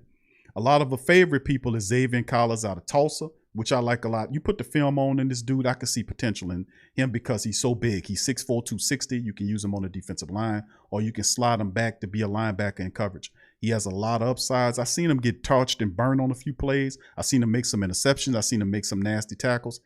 He ain't complete, but there's a lot of potential with him. A lot of people big fans of Nick Bolton out of Missouri, who should be higher on this list than what he is. But he's a fantastic talent as well. And one of my favorites, two guys on here I like a lot. Jabril Cox out of LSU. No need for me to watch any footage on him. I've been watching this dude all season long. Like I said, I'm an LSU guy. He deserves to be in there. Thank you, Tasha. Appreciate that for the super chat. But it's two guys. Jabril Cox out of LSU is one of my favorites. Maybe a second round, third round, perhaps. Do the Saints reach and get him? I don't know, man. Hopefully they do. And of course, Dylan Moses out of Alabama is another fantastic and talented linebacker. So they have some really good linebackers on this team. And there's several really talented ones that if you go further down that you can find as well with the linebackers. So I know a lot of our people want linebackers, man, to help that interior, that middle of the field, middle of the defense, but we'll see. And of course, one of the more popular positions we'll go over finally is the cornerback position. Well, you're looking at free agency, and of course you notice, like we had the cornerbacks up, and you're looking at the cornerbacks, say, well, Q, I don't want to overpay for a cornerback. Perhaps you bring in a veteran that can be a backup or what have you. A lot of the top cornerbacks have come off the board. A guy that I really like, came off the board, William Jackson, who they really paid a lot of bread for off the board. Mike Davis, I like. Mike Hilton came off the board. So, I mean, when you look at, Jack Rabbit's gone. So when you look at the cornerback position, I just hate to tell y'all this, but Richard Sherman's probably going to be the guy. But, what if the Saints want to still reinforce the cornerback position because of injury? You got Richard Sherman there. You got Laddie Daddy there. You got Chauncey Gardner, but Patrick Robinson, who's injury plagued, they might release him. They might not. Regardless, you still need some prospects there. I know you got Pale Grant Hill. I know you got Keith Washington Jr., but look at these guys. And a lot of people keep pushing Caleb Farley from Virginia Tech. Big kid, very opportunistic. I don't feel Caleb Farley is the best cornerback in this draft. I watched footage of Caleb Farley. He don't screen at me top 5 cornerback. I'm sorry, he don't. He's good at what he does, but I think I like Patrick Surtain II a little bit better. I'm just going to keep it real. To me, Patrick Surtain seems a lot more fluid, more natural. Not saying Caleb's not, but I just think Patrick Surtain's game is more accomplished than Caleb Farley. Farley's a baller. I just like Surtain better. Now, these are both big cornerbacks. Caleb Farley is 6'2", and I think a part of that is because he's a big cornerback at 6'2". But Surtain, the name is the game. He got it in his blood from his daddy, who was awesome. He's there as well. A guy that I really like a lot that I would actually put up. I wouldn't put him over J.C. Horn, which is Joe Horn's son out of South Carolina, who played really well, is Greg Newsome II. I was able to watch footage on him out of Northwestern. I like this kid. He plays with attitude. He has all the skill set that you need. He's physical, he's big, he's intelligent, and he's opportunistic. So I like Greg Newsome out of Northwestern State. I don't know where he will fall on this board. A lot of other boards have him outside the top 5 in terms of the cornerback position. But I actually like what he can bring. And of course, as you can see way down here, Ashanti Samuel is positioned junior is positioned way down there. And a lot of times I was looking at it, they dropped him on the board because of, because of his size. A lot of people thinking that he can only play the slot and, his size will be an issue. But the dude is incredibly instinctive. He's also really intelligent, and he had to be because his father taught him like that. Their games are similar. Being that you're undersized, you always got to play with an edge. You got to play with intelligence because you're a 5'10" cornerback in the game. You got to play with that edge. You got to have a little bit more than that 6'1", 6'2", 6'3", 6'4" wide receiver that you're guarding. he plays with that mean intensity, that edge, and he's really intelligent. So, I mean, for them to have him this far down, I don't know why, because I think he's a lot better than Alex Molden's son, Elijah Molden. If y'all remember Alex Molden, the former Saints first-round draft pick from yesteryear, his son is in the draft, Elijah Molden. And truth be told, I watched the footage on Elijah Molden. He is better than his dad was, in my opinion, but still not better than what Ashanti Samuel Jr. is. And, of course, Tyson Campbell's another guy they need to elevate on this goddamn board. He way too far down here. They got him at 118. This is a 6'2" cornerback out of the University of Georgia. This dude needs to be a lot higher on this damn board. So these are a few people that I'm throwing out. And there are a few other people that I can throw out as well on the board. But for the interest of time, I'm just going to sprinkle them on you as well. So, as you can see. So with that being said, and then safety the game, because at first, you know, if they didn't tag Marcus Williams, I was saying the Saints should pick up a safety, and I like Trevor Morrick. I don't think, and people saying he wasn't going to be there. Javon Holland out of Oregon was another dude that they were throwing up, but they got a bunch of really talented safeties. Paris Ford pops off the tape. I was watching footage of him the other day. He pops off the tape. This kid right here, Hamza Nasiruddin from Florida State, 6'3", 213, pops off the tape. Very physical, really awesome safety as well. So, I mean, I was able to watch a bunch of these young players play. So if you're a person that like the safety play, you can find a pretty damn good one in the second or third day, because if you look behind Marcus Williams, you got JT Gray, special team, but he not much anywhere else. You know, and then, of course, you got Malcolm Jenkins, Marcus Williams, JT Gray. You still need some safety help back there. Remember, the Saints had Saquon Hampton on the team, but ultimately released him. He was drafted the same year Chauncey Gardner was, and the Saints just put him in the street. What was that, last year? So, I mean, I didn't get that, but some kind of way we're going to have to replenish and add some more resources to the secondary. So with that said, we're going to do a quick recap of what we talked about thus far in the show. We recapped the day 2 moves of what the Saints did, restructuring of contracts and so forth.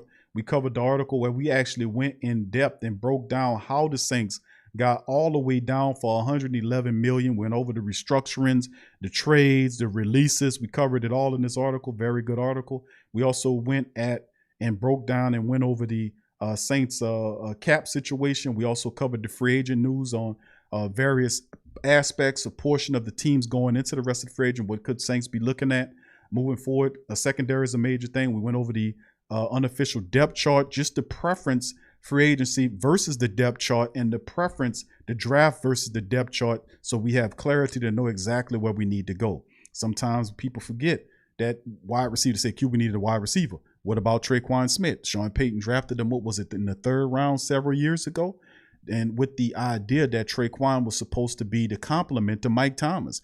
Well, he finally gets that in the final year of his deal. You think Coach Payton breaks that up?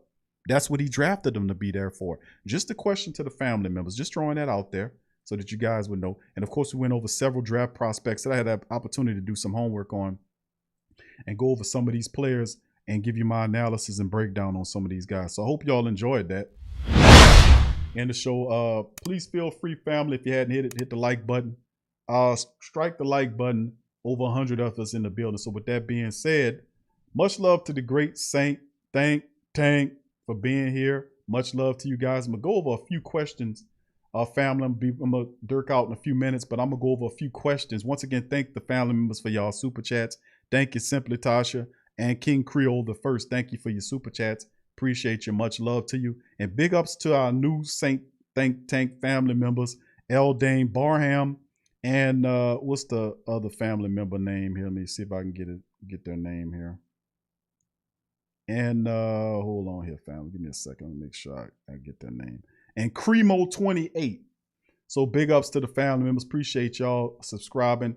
And if you aren't a subscriber, hit the subscribe button and get a shout out as well. So I appreciate the family members on that. Much love to y'all and appreciate y'all, man, as well. Thank you, Rob. Appreciate Rob with the super chat. Thank you, Rob McCoy. Appreciate my dog, Rob. Much love to you. Appreciate you, my brother. Thank you for that. All right, family, we're gonna go over a few comments. So if y'all have any questions or concerns, please drop them in the chat right now, and I'll go over them. What's up, LaShawn? Who that to you, baby? Good to see you in the chat. Much love to you. and all the great family members. Revolt says Kelly Mond is trash. All right. Yeah, well, hey, bro, listen. Hey, his shoulder pads is definitely trash. That's for certain. Them some stupid looking ass shoulder pads, man. I don't know what it is. It gets at me every time. Them dumb ass shoulder pads he wearing. What's wrong with the shoulder pads, man? What's going on over there? All right, so thank you for that. He says, I like Ellinger. Yep. I'm telling you, Ellinger is, listen, we've often been saying, oh, well, Q, we need to draft. Remember last year's draft? People kept saying, Q, we need to go and get a Taysom Hill clone. And Sean Payton traded assets from this draft to go back into last year's draft and take Tyler Stevenson's sorry ass from Mississippi State, who he didn't do a damn thing. Sean Payton turned him into a tight end, then turned him into the street, and did all that to keep him away to Carolina. He ends up with Carolina as a quarterback. Wasted draft capital. Very bad move. But it's a part of the hit and miss strategy.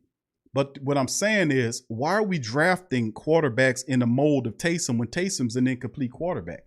Taysom is still learning how to play the quarterback position. Why are we drafting Taysom Hill clones? We don't need Taysom Hill clones. What we need is Drew Brees clones. I keep saying that. We need Drew Brees clones. And if you want a Drew Brees clone, I got one for your ass. Sam Ellinger. If you don't know who he is, feel free to go and put the film on and watch Sam Ellinger play. Drew Brees, you can see, matter of fact, they got videos and pictures of him and Drew Brees meeting. He mirrors all his game, and he has interviews about Drew. They ask me who your favorite quarterback is. Is Drew Brees here? Drew Brees that. Now, he appreciates other quarterbacks, but he patterns himself after Drew Brees. He's from Texas like Drew. Went to, even though Drew played at Purdue, you have him there. They Texas guys. They right around the same size. I'm going to say he has a stronger arm than Drew. The accuracy, Drew got him there. Intelligence coming out of college, Drew probably would have him by a little bit. But this kid pops off of film. And if you want a Drew Brees clone, like we drafted last year's Taysom's clone, Tommy Stevens, that didn't work out, let's go after Ellinger. He should be around in the 3rd or 4th round. And family, I often promote the Saints to go quarterback. I did it last year when I kept pushing them and say, man, I hope they take Jalen Hurts. I hope they take Jalen Hurts. I hope they take Jalen Hurts. And people said, Jalen Hurts trash. And then Jalen Hurts ran Carson Wentz out of there. Carson Wentz, the typical or the prototypical quarterback, tall guy in the pocket, big arm, ran him up out of there. He's somewhere else in Indianapolis somewhere right now. And the owner told the coach recently, listen, you're going to build that team around Jalen Hurts. Did y'all hear that? The owner told the coach, you're going to build this team around Jalen Hurts. It don't take much to see him play. You don't take much, I'm telling you. And even though Jalen Hurts had 4 years to develop his game, a lot of people don't give him credit for that he was productive at 2 very high-profile schools. He did it with Alabama, lost his job to Tua. Tua fell out. He came back in the championship game that next year and helped them win. Remember that? So, like I said, man, he went to Oklahoma, did his thing, tore it up there, and he's doing it for the Philadelphia Eagles. So I'm saying it again. Ellinger is a guy that if you can't get the top guys and you don't spend draft capital moving up, Sam Ellinger is a developmental guy that the Saints can have. If you're looking for Drew Brees clones and a guy that fits Drew Brees, he's a little taller than Drew. He's about 6'1". Drew is 6 feet with shoes on. This kid's maybe 6'1 and a half-ish, but he got a strong arm. He's super intelligent. He got the it factor. He's a leader. That guy is a watcher. I'm telling you, I'm going to put it on y'all radar again this year. I'm going to put it on your radar. If you don't know who he is, go and look. All right, with that said, let's keep it on. Revolt says Wallow is not the best wide receiver. Wilder is as good as Marshall. Gundam, what's up, Gundam? He said, yeah, Big Q, I saw highlights on QB Ellinger. Wow, just plays like, yeah, I'm telling y'all, if you don't know who Ellinger is, I'm putting y'all on notice right now. We talking about drafting goddamn Taysom Hill clones, which that really didn't make no sense to me. Why would you draft a Taysom Hill clone when Taysom himself is an incomplete quarterback? He's still incredibly erratic with the ball. Last year he was trying to throw the ball to Jared Cook, and Jared Cook 6'7". He was overthrowing him by at least 3 feet, and Jared's arm was outstretched trying to catch the ball. You know, so it's a lot of work to do that right there. And I'm not saying Taysom can't eventually get there, but it's a lot of pressure on him to step up and do that. So listen, if we talking about Drew Brees clones, I'm telling you off top that you need to study Sam Ehlinger. I'm telling you. And what really popped him up was put him on my radar was several years ago during the LSU fantastic undefeated championship run when Joe Burrow was on the team and everybody was there, Clyde Edwards-Helaire, Jamar Chase, all these guys. And let me tell you something. That first game of the season was against Texas, out there in Texas. And it was Joe Burrow up against Ehlinger, and Ehlinger was giving the LSU the business. He was going back and forth with that talented LSU defense. It was going back and forth, and he was dueling with Burrow. Matter of fact, you can go on YouTube and look up that game. It was the best game and the most competitive game of the season as far as LSU football concerned, because the rest of those games started turning into blowouts, especially when we got into the college playoffs, what we did to Jalen Hurts in Oklahoma and what we did to Trevor Lawrence in Clemson. You know, so if you go back to that Texas game 2 years ago, you'll see him dueling toe-to-toe with Joey Burrow. Toe-to-toe. I say, who this kid is here? And ever since then, he's been doing the same thing. I'm telling you. You want another Drew Brees, you better go look at Ehlinger. I'm telling you. I'm going to be real with you. All right, let's keep it going here. All right, GM Kev said, hell yeah, I want a QB. I know GM Kev. I know, brother. I know. All right. Devin says Sherman all day over PJ. I know, bro, but something tell me that's going to be a match right there, to be honest. Rob says, you think Sean went to OS? I know, bro. William Dickinson says, Q, what do you think about Will Fuller? Will Fuller. Okay, Will Fuller. That sounds familiar. Will Fuller. Let me hold on here. Give me a second, bro. Because the name sounds familiar. I don't know if I'm familiar with the player. The name sounds familiar. I'm not familiar with Will Fuller. I'm going to have to look him up, brother. You're going to have to let me know. Fuller. The name sounds familiar. Give me a second. Let me see if I can remind myself who Will Fuller is. But anyway, drop a link in there, bro. Let me know who Will Fuller. The name sounds familiar. I don't, it's not ringing any bells, but kind of give me some more information on him, bro. Let me see. Name not ringing any bells, Will. Thank you. All right, Miss Sexy Black says he needs to go try other programs. He rarely pulled from LSU. It's the same. Very true, Miss Sexy Blacksmith. Very true. Charles Fair, what's up, fam? Says Patrick overrated, Big Q. I hope Atlanta Saints are. I hope the Atlanta Saints are the Dallas Cowboys. Oh, I ain't gonna say it because I know Tasha watch. I ain't gonna say it. I'm gonna say the Cowboys because I made a promise some time ago that I wasn't gonna say the Cow. You know what? Because we got Tasha out here and she's a Saints person and she loves the Saints. Saints is her family, but the Cowboys is her people. So, you know, I used to blast the Cowboys all the time on here, but since Tasha been up here and my dog, Big Sean don't care. But as long as Tasha up here, I promised I wasn't going to say, to say that. But he says, Patrick overrated, Big Q. I hope Atlanta Saints or Dallas picks him up. I got you. Thank you, Charles. Appreciate you, brother. Rob says 90 miles away from the school that just had the most players in the Super Bowl and the Saints don't. I know, Rob. I've been saying that for a long, bro. We've got to shop in our own backyard. It makes no sense for us to be going way up to Ohio State and all these other fanciful schools, especially when we don't have to. Most of the talent that you're looking at LSU is better than the talent you're going all the way up here to go look for. Why are you looking for safeties at Utah when you got plenty of NFL caliber safeties in your own backyard out of LSU? Often said you'll find a jewel or two out of Tulane, which is right near you, closer to you than that. What's his name? Darryl Mooney.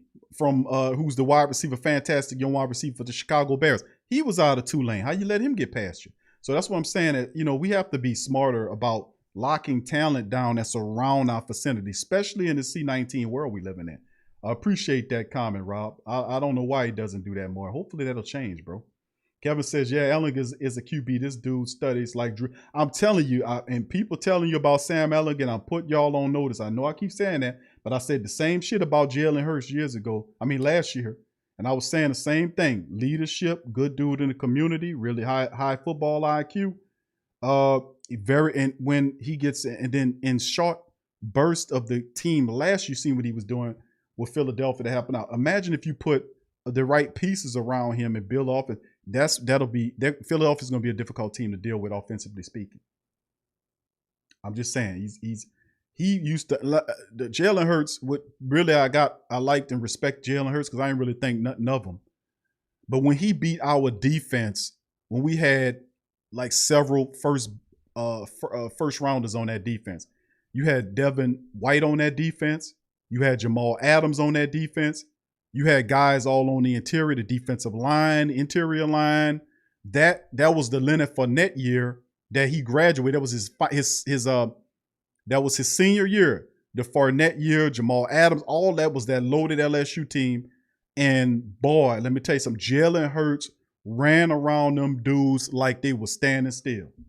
We talk about Devin White. We talking about Jamal Adams. And they had several first-round draft picks on that LSU team, defensively speaking. And Jalen Hurts was running around them, beat people like they were standing still. And not only was he running, but he was also throwing the ball, making completions. And basically, that game, Jalen Hurts beat that team by itself because LSU had the running game stopped. They couldn't run. And Alabama used Jalen Hurts. He started passing, he started running, and he bust the game open. Couldn't do nothing with him. When I seen that and how he was doing that to them LSU, I was like, oh, man, think about Devin White and how fantastic Devin White is for Tampa Bay. And what he was doing similar stuff like that at LSU. And Jalen was running around him and he couldn't do it. I'm like, oh, no, we got to get this kid. But anyway, look out for Sam Ehlinger. I'm just throwing that at y'all, fam. Y'all do your research on that. Anthony says Ehlinger versus Mac Jones. Who's the better choice? They scouted Mac Jones, but if it came down to who they would pick, I probably say they would take Mac Jones. But listen, if you don't have to, I would take Ehlinger, bro, because it makes all the sense in the world. Matter of fact, I think, doesn't Ehlinger wear number 9? Isn't Ehlinger number 9, I want to say? Hold on here. I think Ehlinger, the quarterback, wears number 9, if I'm not mistaken. Doesn't he wear Drew Brees' number? Doesn't he wear number 9? Let me see. I think he wears number 9. The dude is everything Drew Brees. No, number 11. He wears number 11. Okay. I looked it up. Yeah, but he's everything Drew Brees, man. Everything. Preparation. He literally studied Drew's game. All right. Okay. From the Texans, Will Fuller, the cornerback. Yeah. Okay. Yeah. No. The wide receiver, Will Fuller Will Fuller was the draft pick that the Texans had years ago. Not a bad choice. What you looking for? A speedster, a slot man? That's what you're looking for Will Fuller? Okay. Yeah. The Texans wide receiver, Will Fuller. I wouldn't. But what?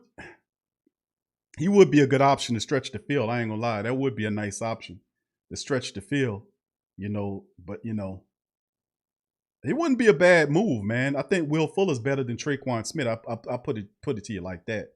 And he would definitely stretch the field, man. So he would be a interesting option next to Taysom or Jameis to stretch that field. I won't tell you no lie. He would be nice. And of course, I've seen him play inside and outside too. So the only problem I recollect dealing with Will Fuller is the injuries, because I know he's super talented. What is he, about 5'11" or so? And from my recollection of watching Will Fuller, has good speed, can stretch that field. Issue is injuries. Will Fuller you can play him in the slot, you can play him outside. He's better than Traquan Smith. I actually like that. I think Will Fuller would be fire. But once again, it goes on with Coach Payton. Coach Payton drafted your boy Traquan with the 3rd round pick umpteen years ago. And he finally gets him next to Mike Thomas. Does he say, you know what, I'm going to get somebody else? And remember, the previous years he did that because Traquan wasn't playing like that. But does he give Traquan the opportunity to keep that position? Because he's the starter next to Mike Thomas right now. But Will Fuller, that's a pretty good ass call right there, fam. I would actually like that. That wouldn't be a bad move. He's better than Traquan Smith. But once again, it's up to Coach Payton on that. I do like the Will Fuller move, though. I really do. He'll stretch the piss out them defenses, though. I tell you what, Jameis be laying the ball out. That would be a nice addition, man. It would be. I like that. Thank y'all for that. That was a really good one. Hayabusa says Mac Jones going to be a career backup. Has no athleticism. His clean pocket days at Bama are over. NFL is a beast. How about that? I seen him scoot and get out of harm's way, Hayabusa. But, you're absolutely right. That's why, to a degree, you have to watch out for, some of these quarterbacks you're taking. But, yeah, Alabama's offensive line does make it look easy, doesn't it? I know, man. You got to watch out for that. So, you might have a point there. We'll see. What's up, Yamil? He says, Speedy injured Riddle, Texas. Yeah, see, he said, yeah, Speedy injured Riddle. Yeah, Texas wide receiver. Yeah, that's what I remember too, fam. You put it perfectly. Speedy injury Riddle. You put it properly because, I was like, okay, he stretches the defense really well, but he has injuries. What's up with that? So we'll see. But I still like it. He's better than Traquan in my book. What's up, Manuel? He says, looking like the Panthers focusing real hard on defense. Yep. Remember last year, the Panthers took all draft picks with the defense. They went a whole first time in NFL history that a team went all defensive. All they draft picks was defense. So, I mean, to see that they still trying to tool that defense up, man. They still trying to go swing big for the fences at the quarterback position, too. Word on the street, they really aggressively trying to get Deshaun Watson from the Texans. Texans signed Tyrod Taylor. May they be inclined to say, okay, we're going to release this guy and go in a different direction. We're going to see. But, Texans, the Panthers have what? The number 8 pick in the draft. So, they do have, the capital to make it interesting. So we'll see. But yeah, that Carolina, man, watch out. Carolina trying to get that defense together. I don't still think they no threat against us, though, We'll see. All right, Tasha, you better not you. All right. Yep. Thank you, Rob. Rob says Fuller is often hurt. Yeah, I know. That's what I was thinking about when I remember Fuller. I was like, Will Fuller, wide receiver, hurt. But he's fast, though. He's better than Traquan, though. But, I don't know. Swag fan says Ellinger all day. Mac Jones will be another college football. Now, listen, Ellinger should be ranked higher than what he is, fam. I'm just going to be honest with you. I've been listening. I've seen the CBS reports, and they're doing it. You can kind of take a lot of what they say with a grain of salt, because oftentimes the agents be paying these people to push players up on these boards. So I've learned to start doing my own draft analysis and studying film on these guys, which I was doing over the last 7 days. And I was looking at the quarterback, outside of the customary people, because a lot of these guys, the Trevor Lawrences and the Fields and these guys, the ones I've seen a lot of these guys. I had to watch film on Wilson because I ain't seen a lot of him, but a lot of the other quarterbacks, like the guy at Alabama, Jones, and I'm familiar with them. I've seen enough footage on them to know what they're about. When I was I was able to look. I know about Kellen Mond. He SEC quarterbacks. I got that covered. I had to go and look at Jamie Newman footage on him, and I had him a lot lower than I thought. I was like, I actually like what Jamie Newman was doing. I think he is really talented. But when you want and listen, we just retired a Hall of Famer. His name is Drew Brees. Perhaps we've heard of him. And I've often said, listen, man, when we get an opportunity to get another quarterback that exhibit those same abilities, we're talking about work ethic, intelligence, accurate. He's not as accurate as he could be, but he can get a lot better with the tutelage. But you won't talk about a dude that is a literal clone of how Drew Brees plays his game. And he's bigger than Drew. He's about 6'1.5", something like that. He's tough as nails. He had to deal with some stuff there. But I can't give, it's like when I watch footage of Manziel when he was at college, how he popped off the tape. Mahomes when he popped off the tape. Deshaun Watson, Lamar Jackson, these were fantastic quarterbacks. And I watched him and they have him so low in that QB. I was like, this is a shame. But this is a blessing in disguise because perhaps he'll fall enough for the Saints to see him. And I don't know if the Saints, I don't think the Saints scouted him. But if they want to study, if they're really looking for clones of Drew Brees, and you looked in this draft and says, Q, which quarterback in here reminds you of our first ballot Hall of Famer coming out of college and who could possibly be that guy? I would tell you Sam Ellinger. because I mean, it's just ridiculous and uncanny how his game's similar to Drew. I mean, it's just like, it's so ridiculous. Latasha says people act like Thomas can't catch the deep ball. I remember his rookie season.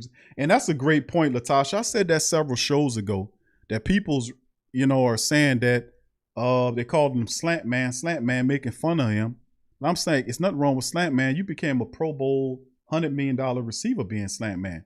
Now that we can start having more of a vertical passing game, he can catch the ball over his shoulders too, and he can use the stiff arm. He ain't gonna burn you up like a track star, but Thomas can get up the field. So I mean, listen, you're absolutely right on that. That's a terrible misconception most people have about Mike Thomas, man. But that'll be dispelled once our vertical passing game come along. So I appreciate you for bringing light to that, Latasha, because a lot of people have to understand that, man, that he can get upfield. What's up, Jesse?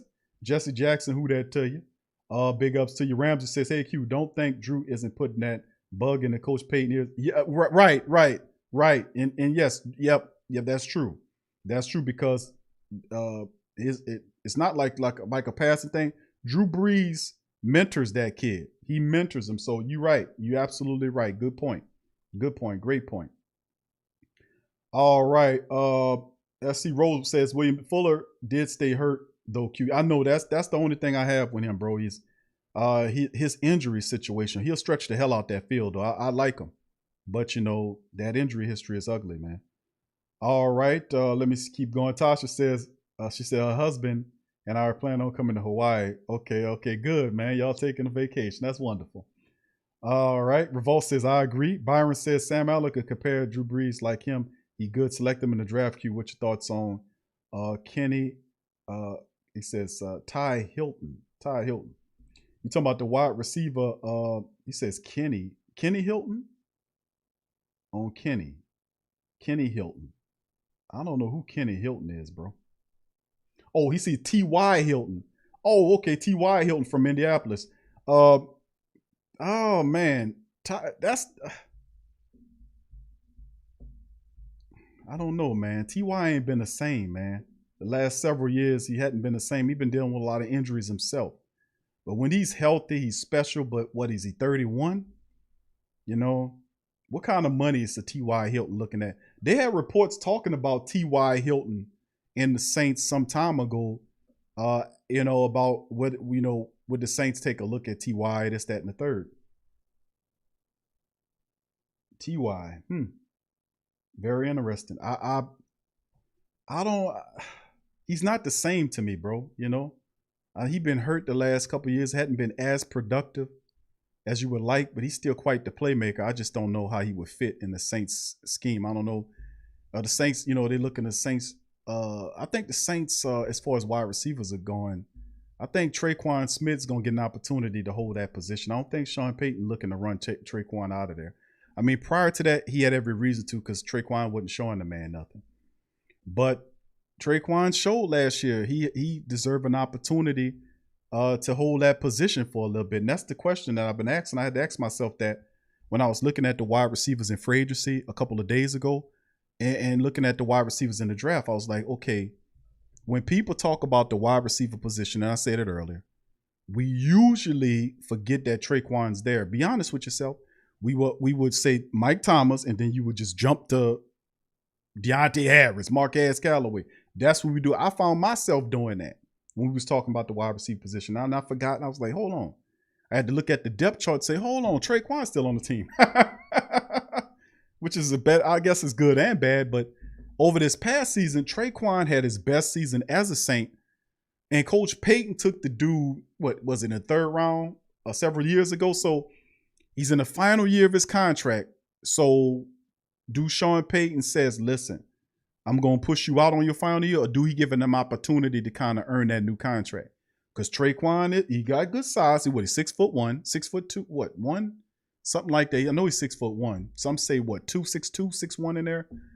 He got good size. He can run, and he developed the toughness that he lacked in the previous years. He was taking them hits across the middle. He learned how to play the inside route. He learned a lot from Emmanuel Sanders. He said that himself. And I think Coach Payton gives him an opportunity to try to keep his position. I don't know if I see a T.Y. Hilton. Even though I like T.Y., I don't think T.Y.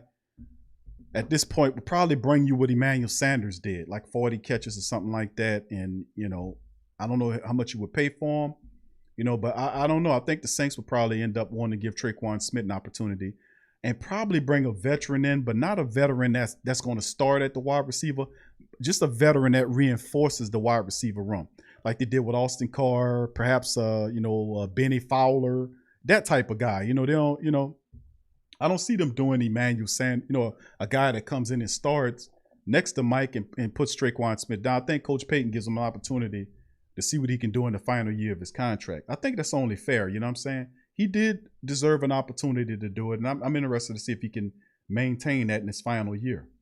So thanks for that, Brother Byron. I appreciate that question, bro. All right, let's keep it going. Revolt, so I can see him burning Eli Apple. All right. Tremal says Cameron been leaving 50 million times already. All right. Oh, he talk about King Creole said Matt Jones will not make it. All right. I mean, a lot of people say that about the Alabama guys. It's a tough thing on the Alabama guys. A lot say, is it the talent? Because the question is always with Alabama quarterbacks is it talent or is it the system? That's the question that's asked about the quarterback. Well, Tua Tagovailoa was so talented. I don't think, that was a question. I knew Tua was talented coming in that thing. I knew about Jalen Hurts, same way. But when you get a Mac Jones who's, is he a product of the system? A lot of people say yes. So, that's the thing. If you can't protect them and you ain't got a line there, what that looks like. So, a lot of people that's a great question to ask about Jones. Is he a product of the Alabama system? Meaning, with all those top-notch offensive linemen Alabama was sporting, was he merely a product of the system, of the success of that line protecting them? The running back had some terrific wide receivers, Waddle and Devonta. And, you look at those guys they had, and of course you look at the running backs like Najee Harris, the defense that they were sporting. Is he a product of the system? And, that's the question. That's a fair question. All right. DLP, what's up, fam? Says Solomon Thomas signed. Okay. Oh, man. Yeah. See, Solomon Thomas, the former 49er, was a guy, and see the Raiders, that was really slick because Solomon Thomas was dealing with injuries, but he would have been a smooth move for the Saints, man. I was looking at Solomon Thomas. Now perhaps Kerry Hyder. I mentioned him. Walker from Denver. Those are guys that you might look at, but that was a very good move by the Raiders, getting Solomon Thomas. Thank you, DLP. Rob says, Jermaine says, yeah, I saw T.Y. name. Also, he not the same. No, injuries have crippled him to a degree. He's not the same wide receiver. Rob said, I don't trust often injured players with our medical staff. Look at Davenport. Hard pass on all these recommended injured wide receivers. Thank you, Rob. Very well said. And the cool part about Davenport is Davenport has been hurt since the Saints drafted him. Matter of fact, when the Saints drafted him, he was hurt. I remember I covered that. And if you go back and do your research, when the Saints drafted Davenport, the next day he was having surgery. And I think it was on his hand or something like that, and he had to sit out for a little bit. Y'all remember that? They drafted him hurt, and he's been hurt every year. Now, last year, he was hurt toward the front of the year, which you said, okay, if he hurt from the front of the year, hopefully we have him for the whole year, which we did. But he didn't turn out the type of performance you thought he should have turned out last year when he was operating mostly as a third pass rusher behind Trey Hendrickson. So, I mean, that was a disappointment last year, in my opinion, because Carl Grandison outshined him. Thank you for that, fam. Appreciate you, Rob. Byron says T.Y. ain't the same anymore he was before. No, he isn't. Gaspar, what's up, fam? Say Saints should give a look at Perriman. Okay. Speedster. And Adam Humphries. All right. Two Jameis' favorite targets who can take care of the stop. Now, I heard Perriman, people through Denzel Perriman. He's the former wide receiver son of Brett Perriman. He was with Baltimore and a few other teams. Yeah, he has speed. The problem with Perriman too is he had a bit of injury concern at first, and Humphries is interesting too. So I don't know, but I remember there was a couple of recommendations by some publications covering Saints that said that Perriman should be a guy that they look at. So thank you for that suggestion. Yeah, I got you, Gaspar. Swag fan says Coach Payton need to check out the talent at ULL. Yep, how about that? Yeah. Go right on up the street. Tulane, LSU. You don't even have to leave the state of Louisiana to get good talent.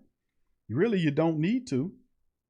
Hopefully Coach kind of gets that. The Sexy Blacksmith said, trade day, GT tired of the great Saint Tank.